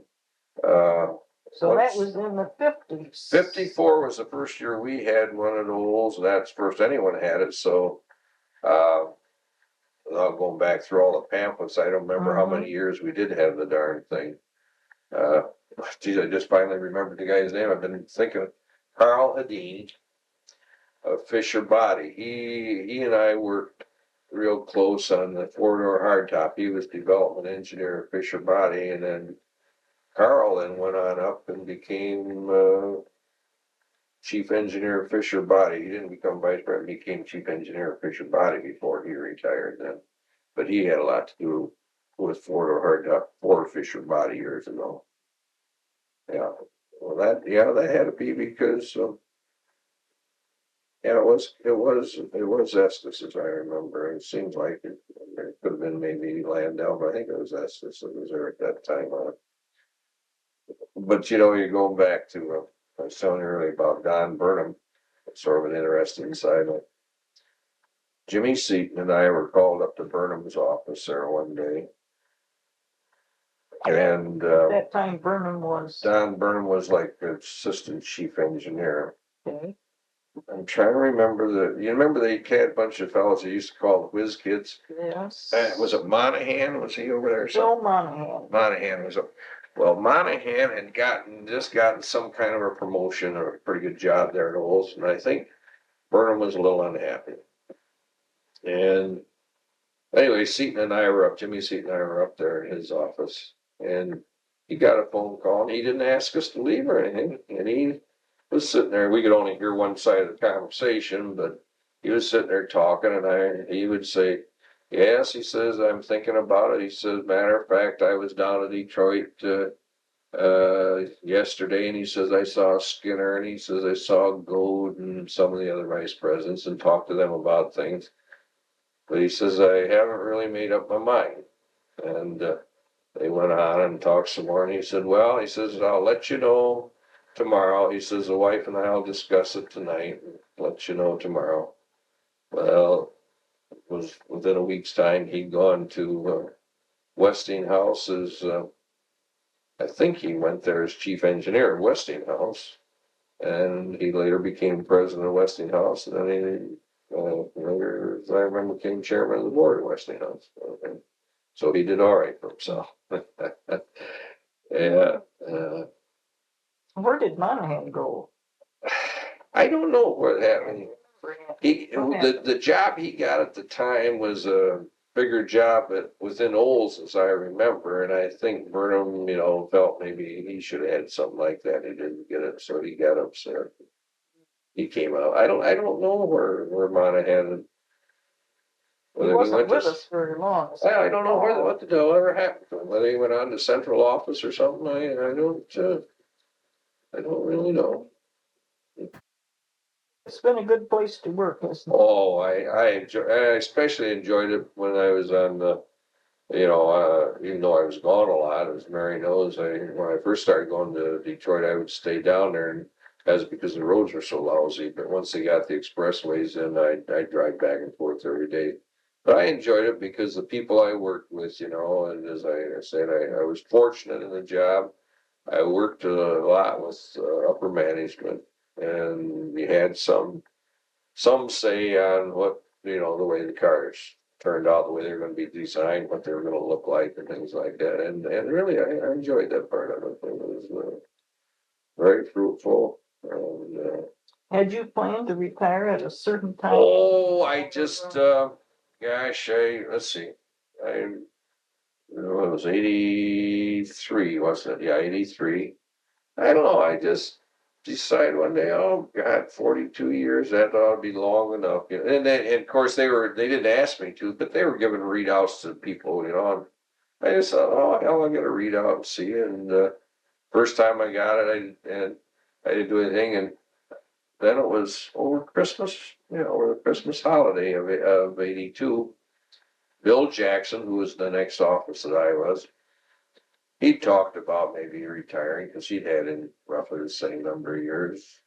And when we came back, and both of us sent in our letter to Dorshimer and Jim McCauley, who was charged with body drafting at the time.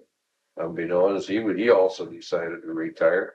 So they had a party for all three of us there at Olds.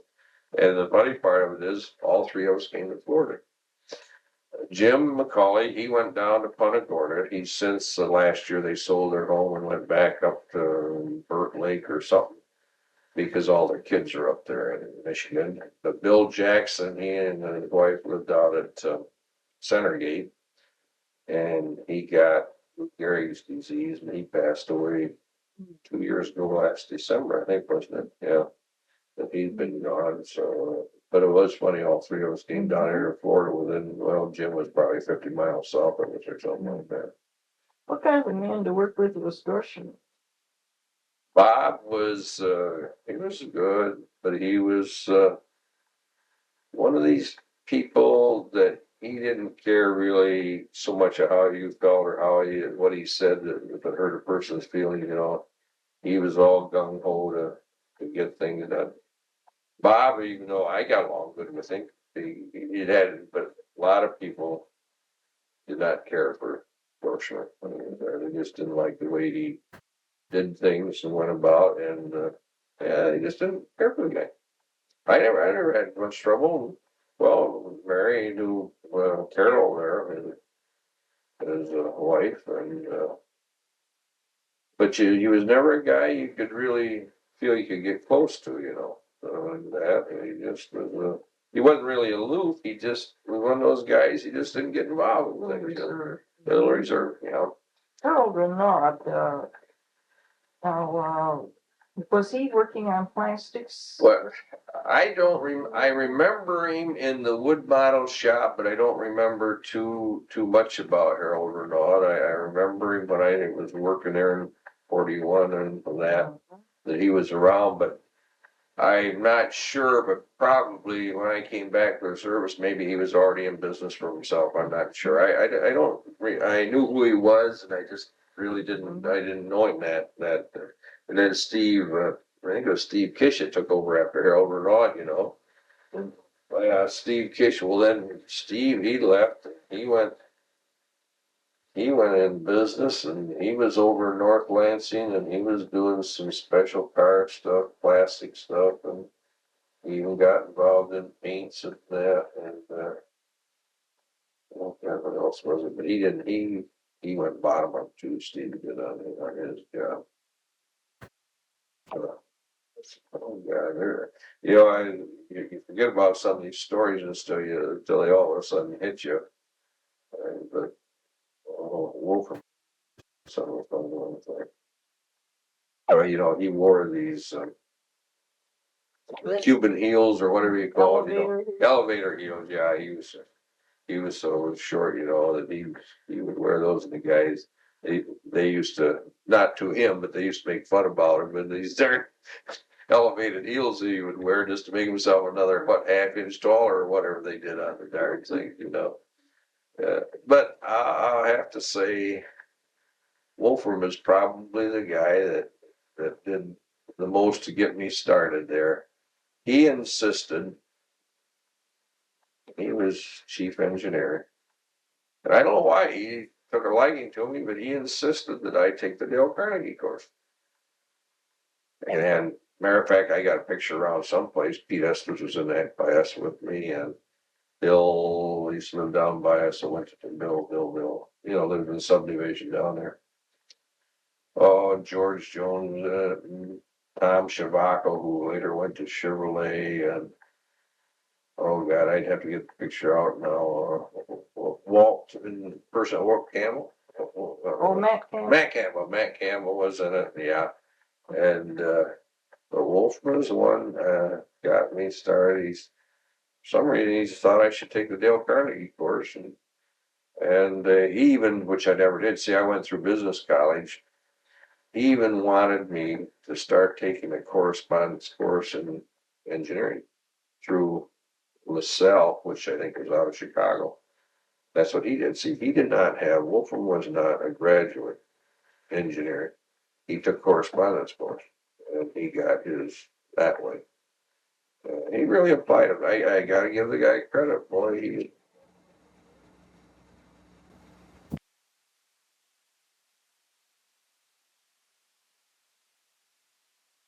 He was very he was very well thought of by people outside in many cases. Now, my dad in let's see, he passed away in 41, so probably about 40. He, for some reason, he always wanted to have a farm, you know. So he went out north of town, what they called the Gunnisonville Road, and he bought this, I think it was 80-acre farm, and it had buildings on it to take care of 350 acres, whoever he bought from just overbuilt the farm for buildings. He passed away in April, and my mom, of course, she couldn't handle it. She moved back in town. But Wolfram was looking for a farm, and by gosh, she ends up buying the farm that my folks had, you know. And he used to go out there at night after he got through work, and he would go out with the tractor, and he would work the fields with the headlights on the tractor late into the night. He enjoyed it undoubtedly. And here he was, so darn busy as a chief engineer, and I don't think he had it when he was general manager, but he was chief engineer. And people thought he was just great. He got involved in the local community activities out there, you know, and people that we knew from out there, why they thought he was a great guy. Probably a therapy for him. Yeah, I think it was relaxation for him, you know, to get away from all the other problems that he probably had. But I think he was general manager for about 15 years, maybe 13 or 15 years. Right. But he was tough, and sometimes you'd get in arguments with him, and I guess I was a kind and so or something else. You know, you'd argue with the guy. Maybe you wouldn't win, but at least you'd argue with him. I don't think. Yeah. Did you work much with Carl Wardell? Carl, Carl I worked with because of the type of work with it. Of course, Carl used to do a lot of write-ups and that. He's doing good now, Carl is. As a matter of fact, well, he was the one that called too about Dwayne Crowe passing away. That's 6 weeks ago. And they're south of it. They're down here at Port Charlotte, you know. And we gotta get with them. But yeah, Carl's a real nice guy. And I was sorry to hear about Dave, you know, passing away. But I didn't realize he had cancer. Old Carl was telling me, you know. I'm surprised, but Carl, I don't know that he likes to be so damn busy, he tells me. He's on the go, and I think Frank Ball's sort of helping him out now, I was told. Oh, over in special vehicles? Well, you know, Frank used to be assistant chief engineer, and he retired. And I think now, whatever that is that Carl does. Special vehicles. Okay, well then Frank Ball is the way I get it. Frank Ball is working for Carl Wardell, the story I'm told. Darn thing. Carl say it's making more money now? Carl says, hell, I'm doing better than I ever did when I worked at Oldsmobile or other things, so. So you had that chance to go up to team? Well, yeah, after I came down, someone wrote, and they were doing the Pontiac Fiero, I think. I don't even know who the outfit was in Tampa, but I got a call and I also got a letter. They wanted to know if I'd like to come work for them up there. And I don't know how they got my name or a darn thing. I never even bothered asking because I figured I retired. If I wanted to work, I'd have stayed on there. So I never went back. But I understand a lot of people in Lansing are going back to Verdine and that kind of stuff. Well, yeah, all kinds of things. I don't hear me when I shut that. I don't see. I hear a couple weeks ago I wrote down. You forgive about something, but Arlo Curtis when he was president of General Motors, and gosh, that was Bud Goodman and Gold and Bradley and all that echelon of the higher ups. We were down there one day and I happened to be involved in this meeting they were in, and back at that time, God, either you wore a blue suit or a gray suit or something like that. And jokingly, I remember old Arnold Curtis says one day to this 10 or 12 people were standing around looking at the car. And he made some off-cuff remark about, God, anyone who would wear a brown suit weren't trustworthy or a goddamn thing. And the only person in all the group that had a brown suit was Bud Goodman, who was the vice president of the corporation. Well, then another time, Harlow Curtis, of course, he came from Buick. I think he was in the accounting end, but I'm not positive. But he still, even as president, he still tried to keep a hand in Buick's end of the business, because I was told he used to go over there on Saturdays and have meetings with the upper brass of Buick at times. Well, one year Buick was having a hard time getting the design of a car styling that satisfied the people. So they were working over the weekend, they were working overtime. And gosh, Harlow Curtis, why, he was in there Saturday, and even though he wasn't doing anything, he was sitting up on a desk with his legs hanging over the side of the desk. And Harley Earl, who was vice president in charge of styling, because he told this story a couple times later on, he says, I went in there and here old Harlow is sitting on the desk watching the guys work, and Harley Earl, she says, I went up to Harlow and he says, Harlow, I don't think I can afford to pay you the overtime for being in here today. Yeah. I mean, those are the things you get a little fun out of the work. Let's see. Oh yeah, talk about wolf. One time we were looking at trim and styling, and oh god, he made the suggestion, why don't we have a red trim? I think it was in a convertible with a green accent stripe, and geez, everyone just about got sick. And he says, well, what's wrong with that idea? He says, God made red roses with green stems. What a simile. Yeah, that's some of the, oh, yeah. Oh, well, here's one, yeah. Wolfram was general manager. You remember Florence Henderson? Yes. Okay, and there was some old thing that she was working on, and there was a gal in there. I could vaguely remember her. I think her name was Steele also, but I don't remember her first name. But the story we had, the wolf was running around. And actually, there were a couple convertibles. Well, he was undoubtedly told this gal, this Steele or whatever her name was, that he was going to get her a special car. But he didn't dare to do it without giving one to Florence Henderson because she was number one in the show. So we had to put two special convertibles with special moldings on the sides. Matter of fact, we had them made up. We sent the cars down to styling and had the special trim and the moldings and stuff. And then they came back to our place and we had some work to do on them. And he called me on them and I told him, well, it's, going to be about another week before they're done. And he said, well, I want to see them before they go. So I don't know what it was, but at the time we didn't know there was a time schedule they had to be done by. So he called and he says, how's the car? He says, they'll be done by noon. He said, bring them over after lunch. I want to see them. So we took the two cars over to the illustration building and he looked at them. And he says, okay, they got to be out to California. I think it was LA. They got to be out there by Saturday noon. This is Wednesday afternoon now. He had to take drivers and have those things driven straight through from Lansing to California. And they got out there, I think, Saturday morning. They delivered them to one to Florence Henderson and one to this other gal, whatever her name was.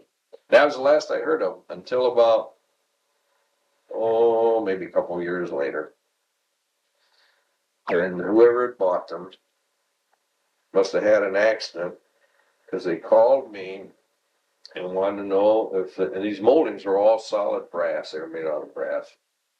And they wanted to know if they could get some, they were on the left-hand rear quarter that got banged in, wanted to know if they could get some new moldings to replace those that were on there, because they were pretty well banged up.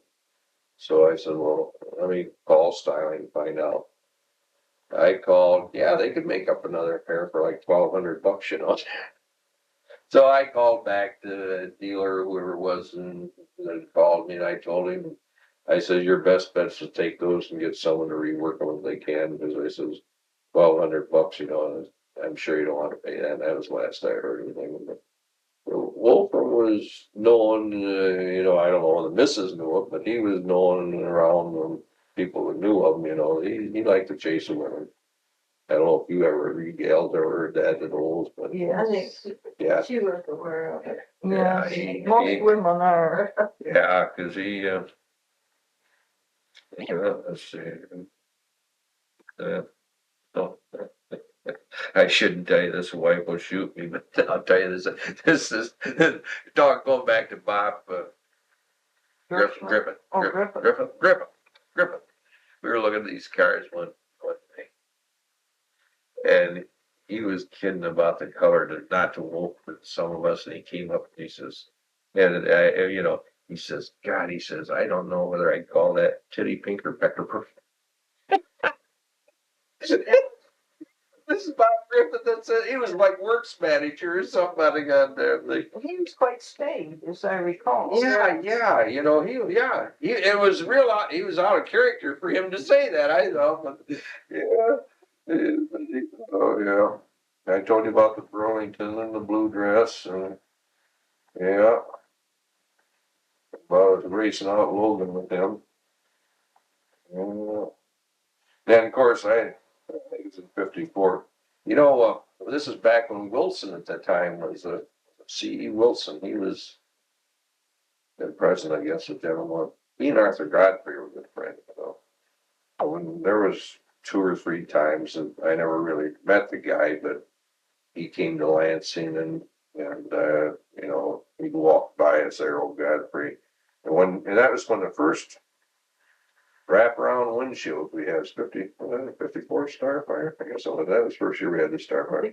Yeah, I spent about a week just getting the car ready for delivery to Godfrey. You know, there's a lot of handwork on that darn thing with the wraparound windshield. And I got you that King Kong. Where was that there? Yeah. Did you want me to tell you? Yeah, well, this was in, as I say, after the 1966 tornadoes came out. No, John Belts, one day we were in Detroit, kiddingly said, Styling says, God, I'd like to have some kind of a fancy hood ornament or something for my tornado. And they were, you know, asking what he wanted. He said, oh, you know, maybe something like King Kong with this beautiful babe across his arms, all naked, you know. And the conversation sort of died out a little while later on it. A couple weeks later, when we went back down, there's sculpture studio. One of the guys had sculptured up in clay this King Kong type of a gorilla, I guess you'd call it, with this naked lady across his 2 arms. John liked it so well, he wanted me to get one made, so we had a rubber mold made of this thing, and then they called me, and so unbeknownst to John, I went ahead and had 2 of them made, one for me and one for him. They're about $500 a piece, and so then they chrome plated them, and he had his put on the car, and I think it was on just a few days, and someone took it off, and he always accused me of doing it, which I didn't. But later, whoever it was that took it off, why they returned it to him. So this is the second one, those 2, and they might like to have it for the museum there or something like that. Nice thought, Dick.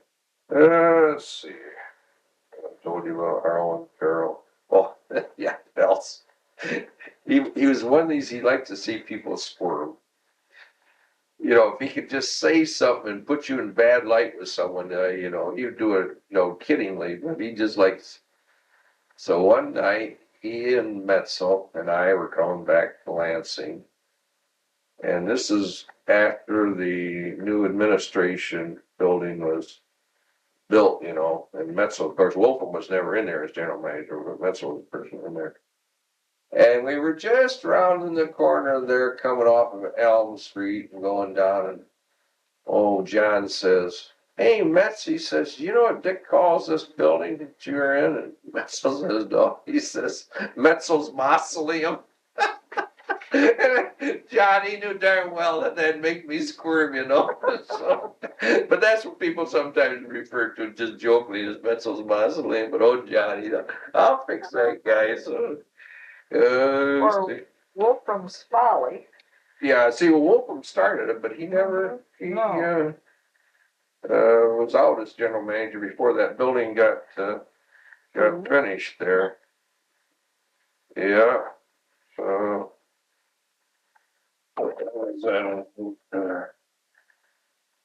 Well, and another one, yeah, we were speaking about Ed Vogt. We used to have Saturday meetings years ago, just to show you how things change. And Gail Price would be there, and well, maybe it's Bill Murphy now. That was before Ed Vogt. There you go.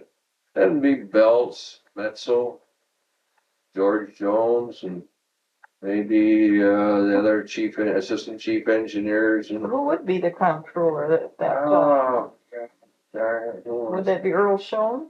yes, Earl Schoen. Earl Schoen is comptroller. And we'd have meetings there in engineering and sit down and talk about the cost of the cars and that. And this is where you would establish what the new cost of cars were going to be. We'd sit in these meetings and someone will say, "Hey, we got this new feature." And you'd say, "Well, what do you think it's worth? What would you pay for it? What would the customer pay or that?" And you'd have a general meeting of the minds of what maybe it's worth, and that's what they'd plug in. And maybe it wouldn't always stay there, but this is how some of the pricing got started. And it was done at each division level by salespeople would be there, of course, too. And but now it's all done entirely different than darn things. Told you about the Batman deal. That was interesting. Yeah, one time out in Phoenix, it was back when there again, Irv Verbicki, who I say at that time number 2 man of styling. Irv and I had known one another for years because he used to be in charge of our studio, and we were out there. We were going to ride cars the next morning, and he didn't show up. So John says, "God damn, let's go get Verbicki. He's supposed to be here like 10 after 8. We want to ride these cars." So we drove over where Irv was staying. And then John, he leaves it up to me. He says, "God damn it, Dick." He says, "He's your buddy. You go get him out of bed and get him out there." That's all. And I finally got Irv. I'd never seen a guy in such bad shape in my life. His old beard, he has a fairly heavy beard, you know, and he looked like a guy. I never saw a guy that looked so worse in my life for a hangover. And finally, it ended up. He says, "We'll meet you at 9:30 out someplace." So we never did get the guy out there. Yeah. Oh, here's one. I don't know. Did you ever know Claire Harrington? Mm-hmm.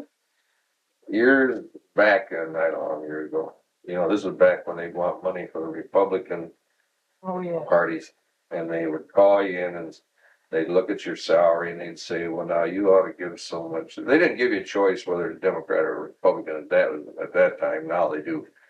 You know, they expect you to give so much based on your salary. So you'd give. Well, that same year he called me in again, and he says, "Now you should give whatever the figure was." And I said, "God, Claire, I already given this year." He said, "I know, but they need some more money and they want everybody to give." We kept arguing back and forth about giving and not giving. He kept saying, "Well, you gotta give." So I finally says, "Claire, how much are you giving this time?" And he says, "Well, I gave enough the last time." I says, "I did too," and I got up and walked out. So, but you know, they used to hit you on them darn darn thing. Was Harrington at that time administrative? He was engineer? administrative, yeah. Didn't they also do that on the YouTube? Well, that wasn't so bad, but, they tell you how much you had to give the Republican Party, well, then, another guy who was, used to go with different women at the time was Ed Cole, he was, president, I guess. One day I was in Detroit there, and, Stan Weil was in charge of the studio. We were up to lunch, and he got a call saying that Ed Cole was coming through with this, God, I think it was Amy Van Doren, actress. She, I believe, had been singing or whatever at the Rooster Tail. And, I guess we were going out there. So Stan and we go back down the studio because everyone else is on lunch. And then in walks Cole with this, I believe her name was Amy Van Doren. And I expected to really see something of beauty, And God, she had the most spindly legs of everyone I ever saw, I was really disappointed in her looks. I thought she was terrible looking, But he brought her through anyway on the darn thing. Yeah, so, well, then, of course, what was this? George Plimpton, he used to do some work. Oh, I didn't realize Oh, yeah, that. George Plimpton. And, I think twice I had lunch with him down styling along with the general managers, and and I can't remember now what it was. Some kind of advertising George Plimpton years ago used to do for Olds on that thing. Probably other things I just think about later. I just can't think of others right now. Well, Dick, you've given us certainly a lot of exciting. Well, there was one other time just talking about kidding. There again, he used to like to joke too. We were down the styling one day, and in the big styling auditorium, there was from the main floor you went up, I think, two steps or three steps, and then there was an area, maybe 5 foot wide around it that there were little seats around people. One day, all the big brass from the president and all of his cohorts were down there, and they all were sitting up on this upper level a little bit. And Lowell and I were over on the stage area with some other guys, and old Cole came over, Kenny came over and he says, God, he says, Dick, it looks like a bunch of old black crows sitting on a fence over there.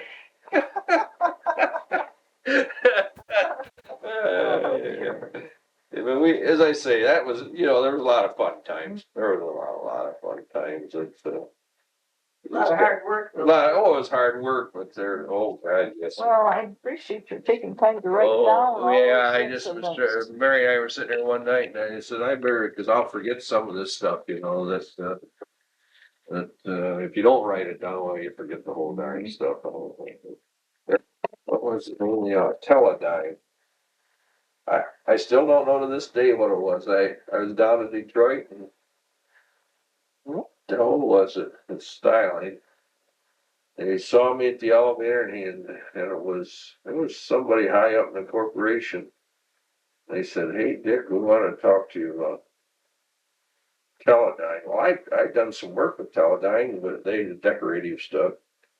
But they had accused some of us, of some underhanded stuff because they didn't get some business, I think it was. And the guy, whoever it was I talked to, we just talked a little while. And I said, all I know about them is, them coming up to my office and looking for business and that. And all they'd accused different people of things, and I never heard any more about the darn thing. But so I got that once in Lansing from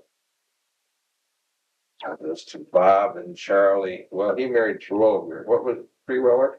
Eva. Rad. Jerry Radke. No. Bob Rannicky. Oh, I didn't know him. Yeah, well, he and his brother had some business there in town, drafting business. And he accused, I don't know which one it was, Bob or Charlie, one of the two, had accused George Jones and I of going up to, I can't even think of old man Mitchell's first name now, of Mitchell Bentley, going up and having their use of their cottages for the weekends and all kinds of stuff.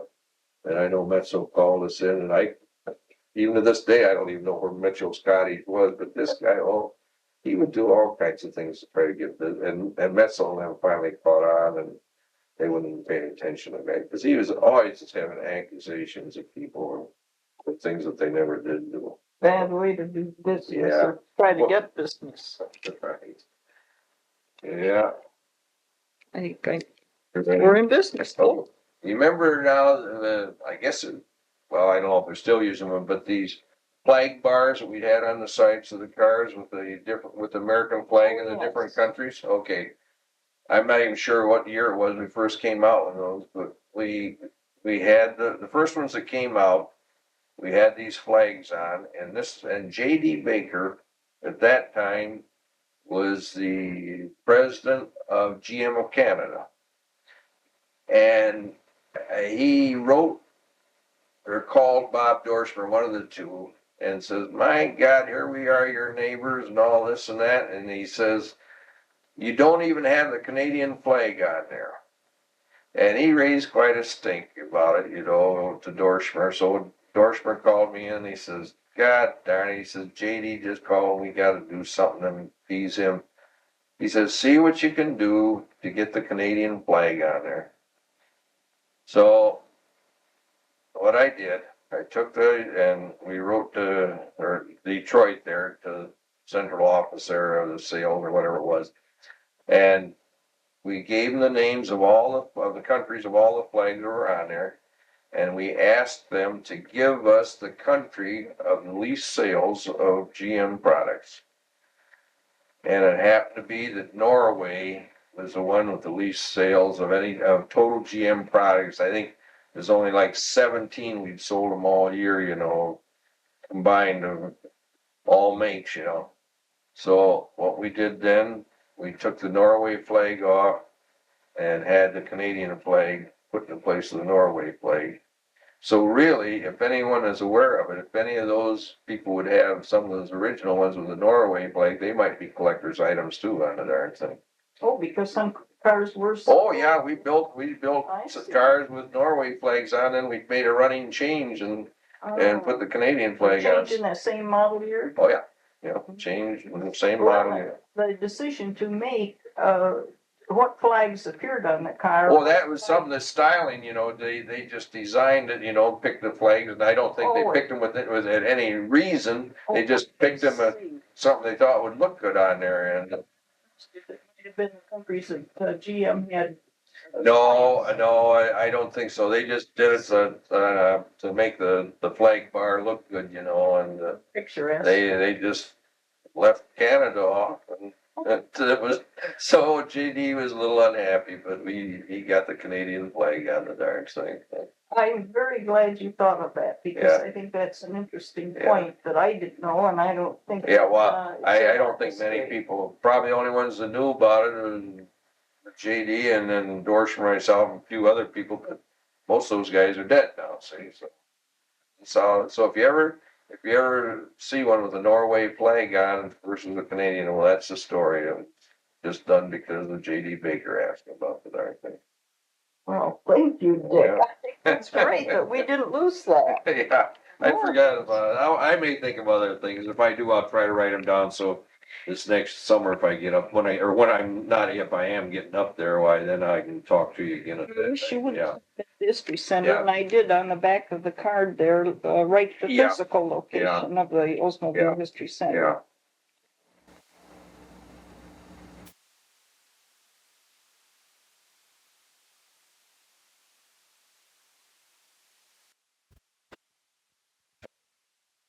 Well, Dick, just whatever you can remember. Well, okay, now these won't be in any particular order, just things I thought about last night was, this in regard to Pete Estes.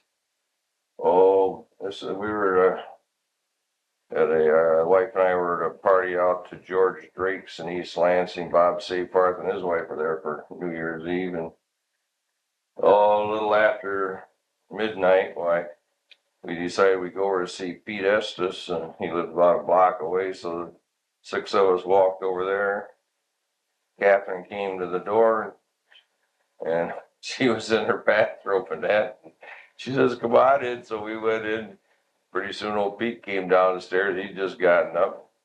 But so guy, she offers us all a drink and that, and we sit around and talk. And we didn't know at the time that he just buried his mother that day, that Pete had. But Catherine, she told us later, she says, you know, that's the best thing could have happened, because when he came there, he took his mind completely off his mother's burial that day, and so sort of spruced him up a little bit. But Pete was real kind about it. And in regard to Wolfram, why, he was always very nervous about having to show his personal past to get into the tech center. And he used to like to fly from Lansing to Detroit by GM plane, and then I'd pick him up at the Detroit City Airport, and we'd go over to the design staff for a meeting. And he would start worrying, you know, gosh, a good mile away about whether he was going to have to get his wallet out and show his pass to get through the gate. I don't know whether he felt it was beneath his dignity to have to show up being a vice president or what, but it just bothered him. So he'd start worrying when really he didn't have to, you know. He never had any trouble because I always got in and he didn't have to show his. And this is regard to Bob Cook. When he was first made vice president, general manager of Olds, he probably hadn't been in it over 3 or 4 days. And so we wanted to bring him up to date with the new models coming out the next year. So Carol Ely, Bob Dorsher, and Bob Cook, myself, we were out to Phoenix, and we were showing Bob around the new model lineup and that. And we're going to fly out that afternoon to come back to Lansing.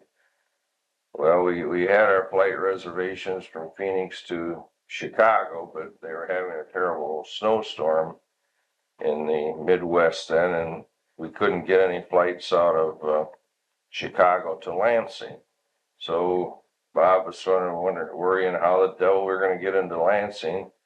And all of a sudden he says, God damn it, he says, I'm a vice president of General Motors. I'll call and have a GM plane in here. So we flew out of 747, the four of us. We had a real nice time just sitting around the table chatting and had a few drinks. We got into Chicago, and sure enough, there's a GM plane that met us and flew us on into Lansing. Well, we got into Lansing, and of course, all of the airlines counters were closed up, and we had left some keys there so we'd have cars to get home. We started looking through the drawers of the one airline company that they were supposed to be, and of course the place was dark in there, and pretty soon some security guys came by and wondered what the devil we're doing. We explained to them, and they took our explanation. All right.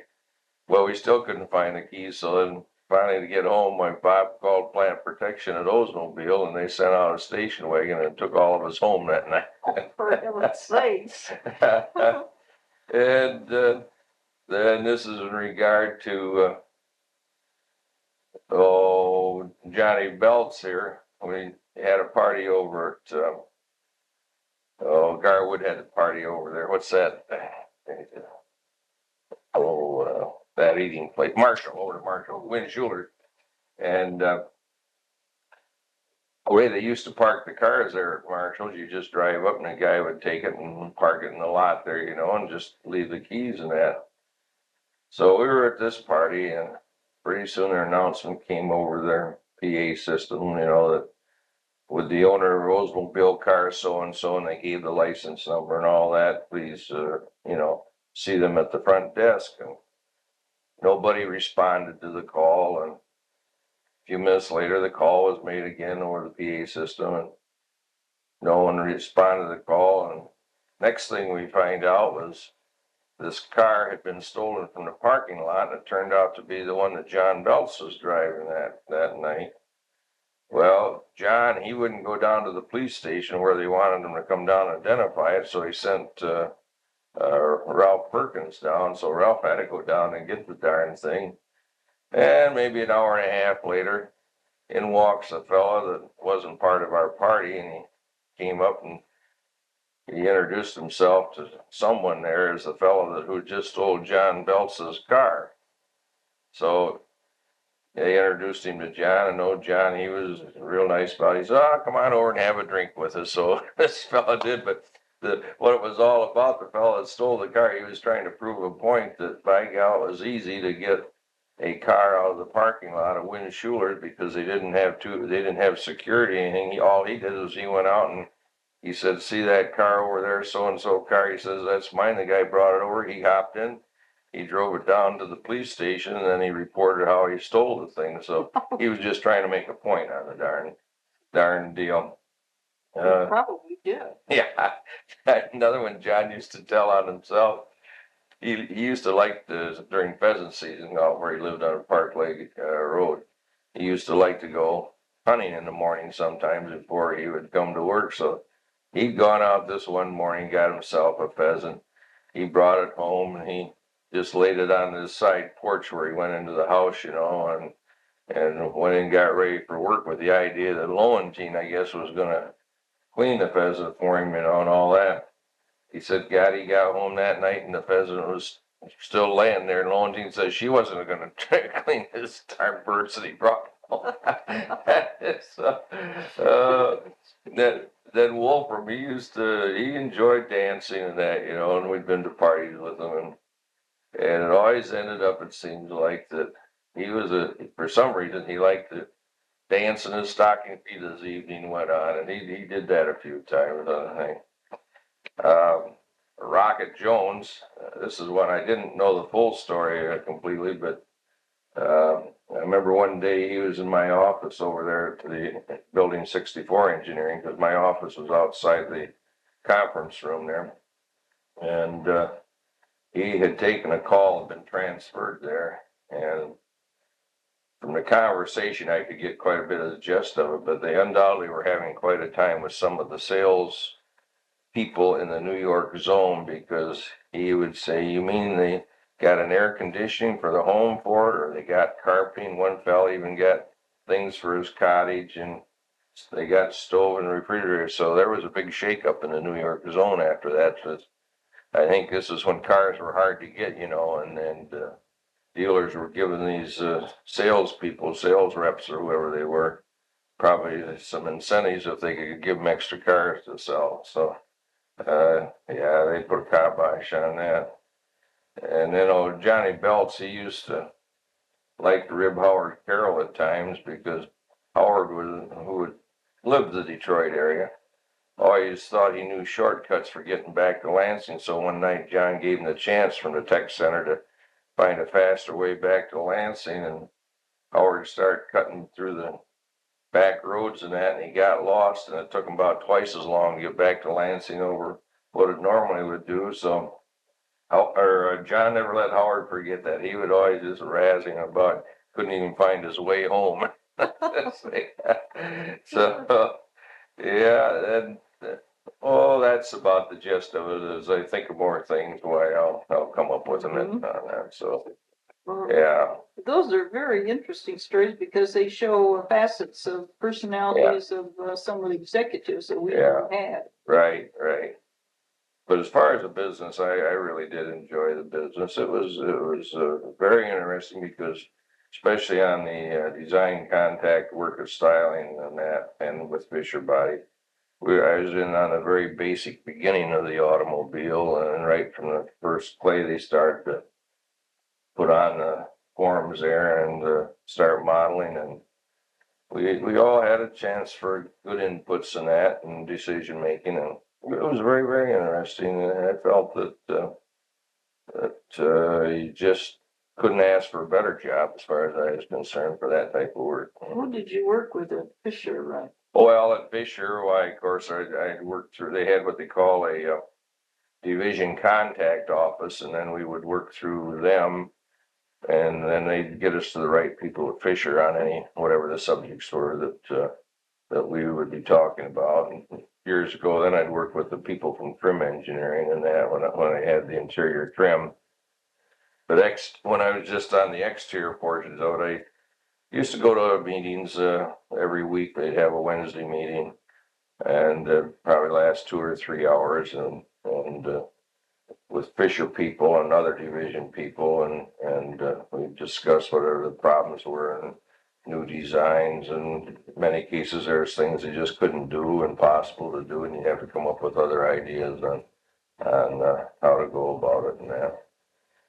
But, I don't know, there was just so many facets to the whole thing and the way I was involved in it. It's just hard to explain them all, but it was just a real interesting job as far as I was concerned.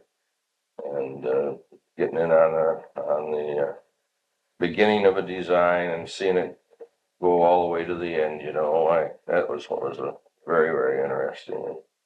Matter of fact, it was George Jones and I, along with Guy Lamb, who worked out the first high level lights, that Olds had on the Tornado, remember? High level.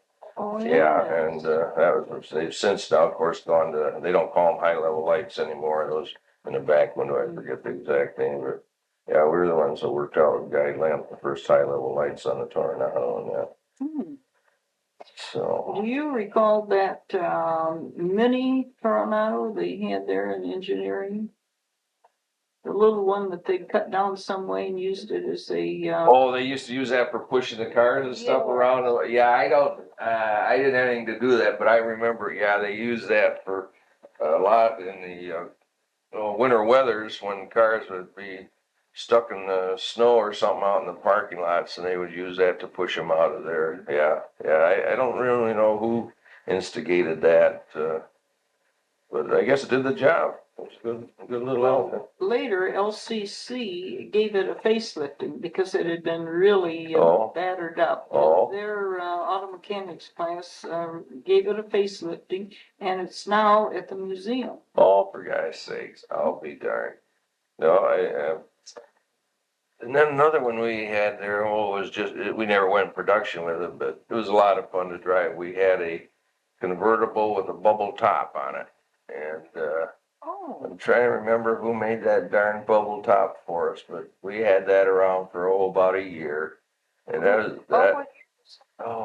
gosh, it's the way time flies. I'm not exactly, it was back when George Jones, I think, was body engineer on that thing. And what was interesting about it was to drive it in our winter weather when it was snowing, because it was all clear top, and to see that old snow coming down was really interesting to drive. But when the sun was out, it would be hotter. It could be, just couldn't hardly stand to drive in the dark. So, what happened to that? well, as far as the convertible,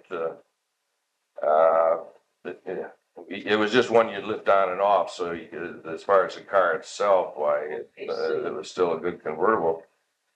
I'm trying to remember what the devil was. We probably just scrapped out that bubble top, I suppose, and that darn thing. Do you remember any special car that was made for Jacqueline Kennedy that had a similar top over the roof? Now that you mention that's right. I forgot about that.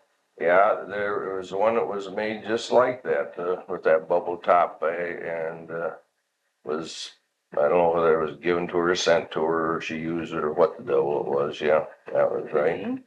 Yeah, there was a bubble top like that.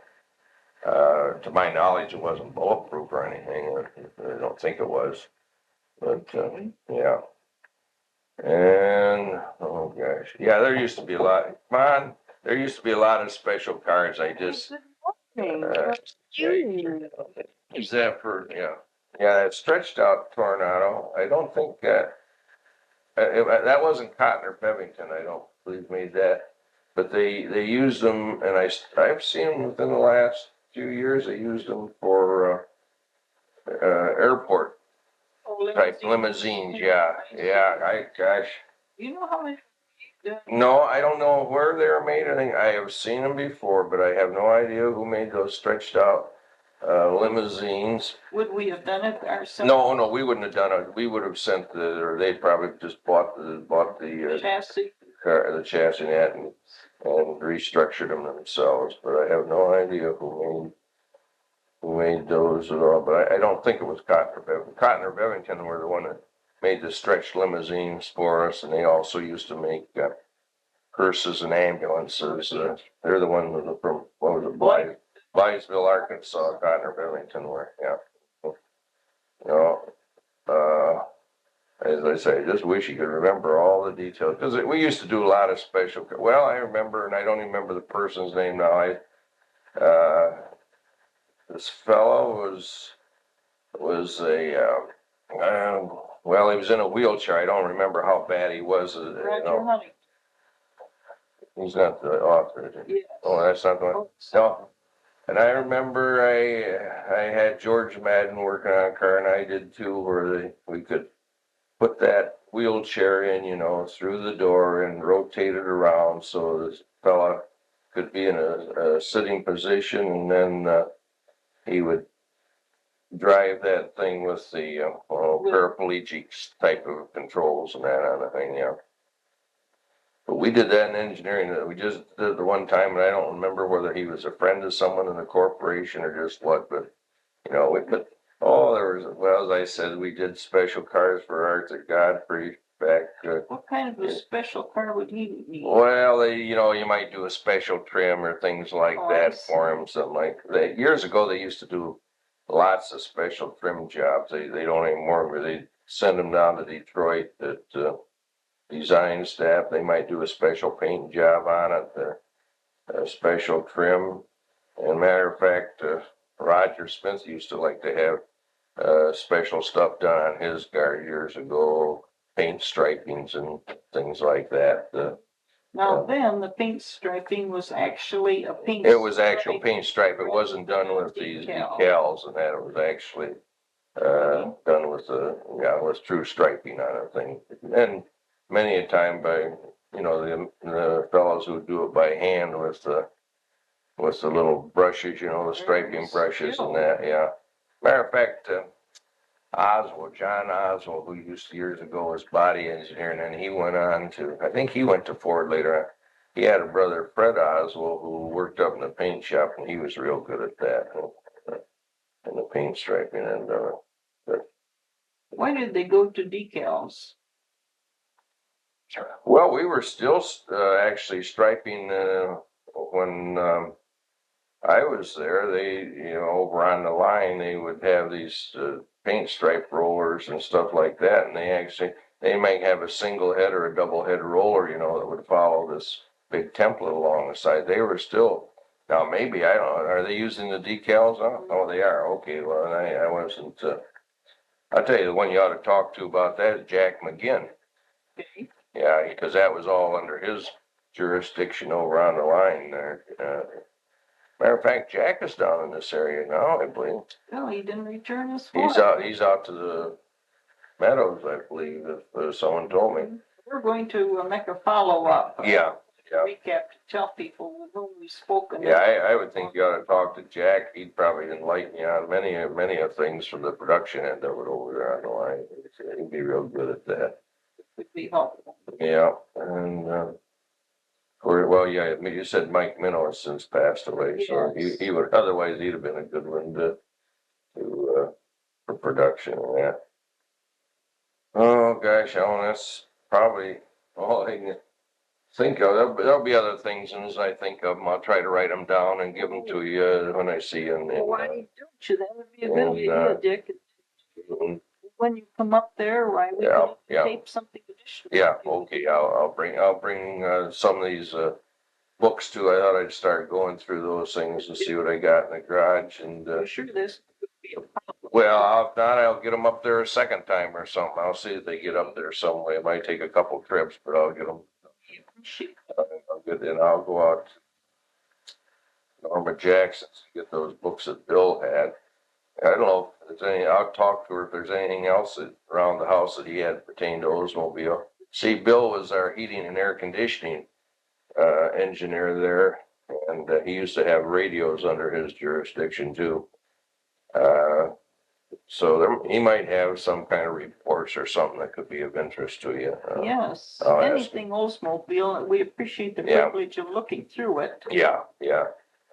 So I'll do that and get them up to you and go from there. Then. Would you be able to bring up that organization chart? Yeah, matter of fact, that's another thing. I think I have one of those out just on number size, I forget the Oh, form. yes. I think I have just a loose one of those. No, they just blew this up for my retirement party, so.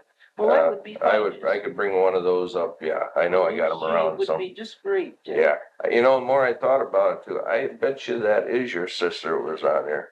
I have an idea, it may be. Because if she saw it, she could probably tell for sure, she might remember, you know. I recognize some of those other names Yeah. like Stella Belassus. Yeah, Stella, yeah. Turweiler and some of the girls that Yeah. Brooks would mention. And it was 1942, and I just have an idea that was. I got an idea that was your sister that worked. Isn't that something? Yeah, and I think on that chart showed her working for Harold White, wasn't it? Yeah, okay, and I worked for in that same department. I'm sure that's who it was. Oh gosh, I'll just have to try that, because there was all kinds of stories, you know, things. Probably when I read some of my reports, it'll remind me of Make a note. some of the things that happened, you know. But you know, it's very, very interesting. Though. I'm just going from memory here. But you know, money years ago compared to today's money, you know, meant a lot. Whereas today you talk 350, 400,000, you know, you scrap stuff at that price. But back there when Pete Estes was there, and here again I'd have to look at the reports. We had like almost 350, $400,000 of surplus materials, interior trim materials, you know. Like upholstery. Yeah, upholstery. We wanted to find a way to use it up, you know, so we wouldn't get stuck for that much money, you know, from Fisher Body. So, gosh, I probably worked for a week and a half coming up with trim combinations of where we could use that stuff up, you know, and get it down to where it was a more affordable scrap deal on the thing. So, but 350, 400,000, my gosh, is nothing nowadays in the business. But back then it was big money.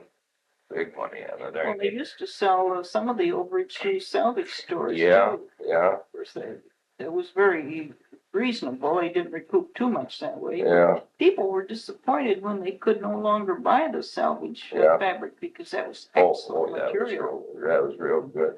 And there's another one. I'm just sitting here trying to think of the full story, but I remember there was an old car that someone wanted to bring up to date with trim, and gosh darn, I can't remember whether it was over in our exhibit display or whether I got the information from. But I remember calling this place in Detroit. Someone gave me the name of it, and this fellow, you know, he talked like he was rather elderly.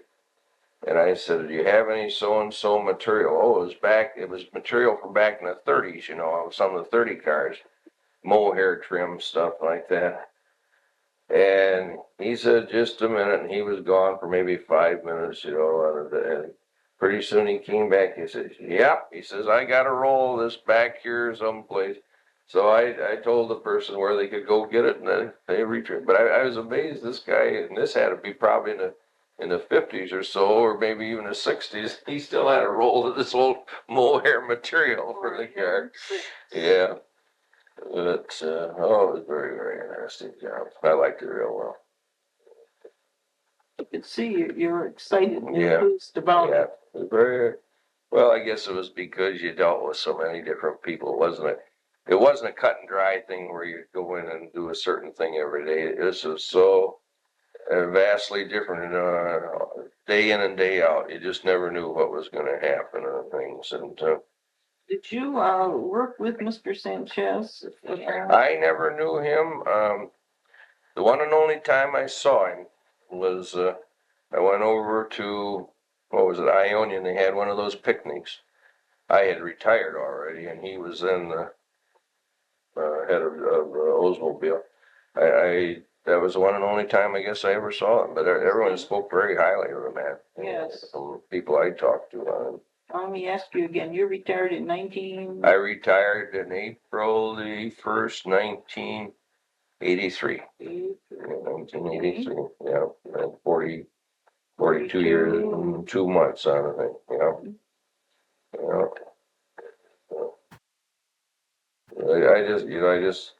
I wish you could recall all the incidents, because there's probably just some just as many other ones that I've forgotten about. Maybe So, they'll come. Did they- you remember Harold Olds? Oh, yes, Harold, yes, I knew Harold Olds, matter of fact, Harold was working in the, as I recall, he was working in the body group just before he retired there at, I don't know, is he still living there? Is he? No, He he's passed, passed yeah, away. yeah, okay, yeah, I knew Harold. And, you know, you think of all the people who've since gone, of course, that happens to all of us eventually, I guess.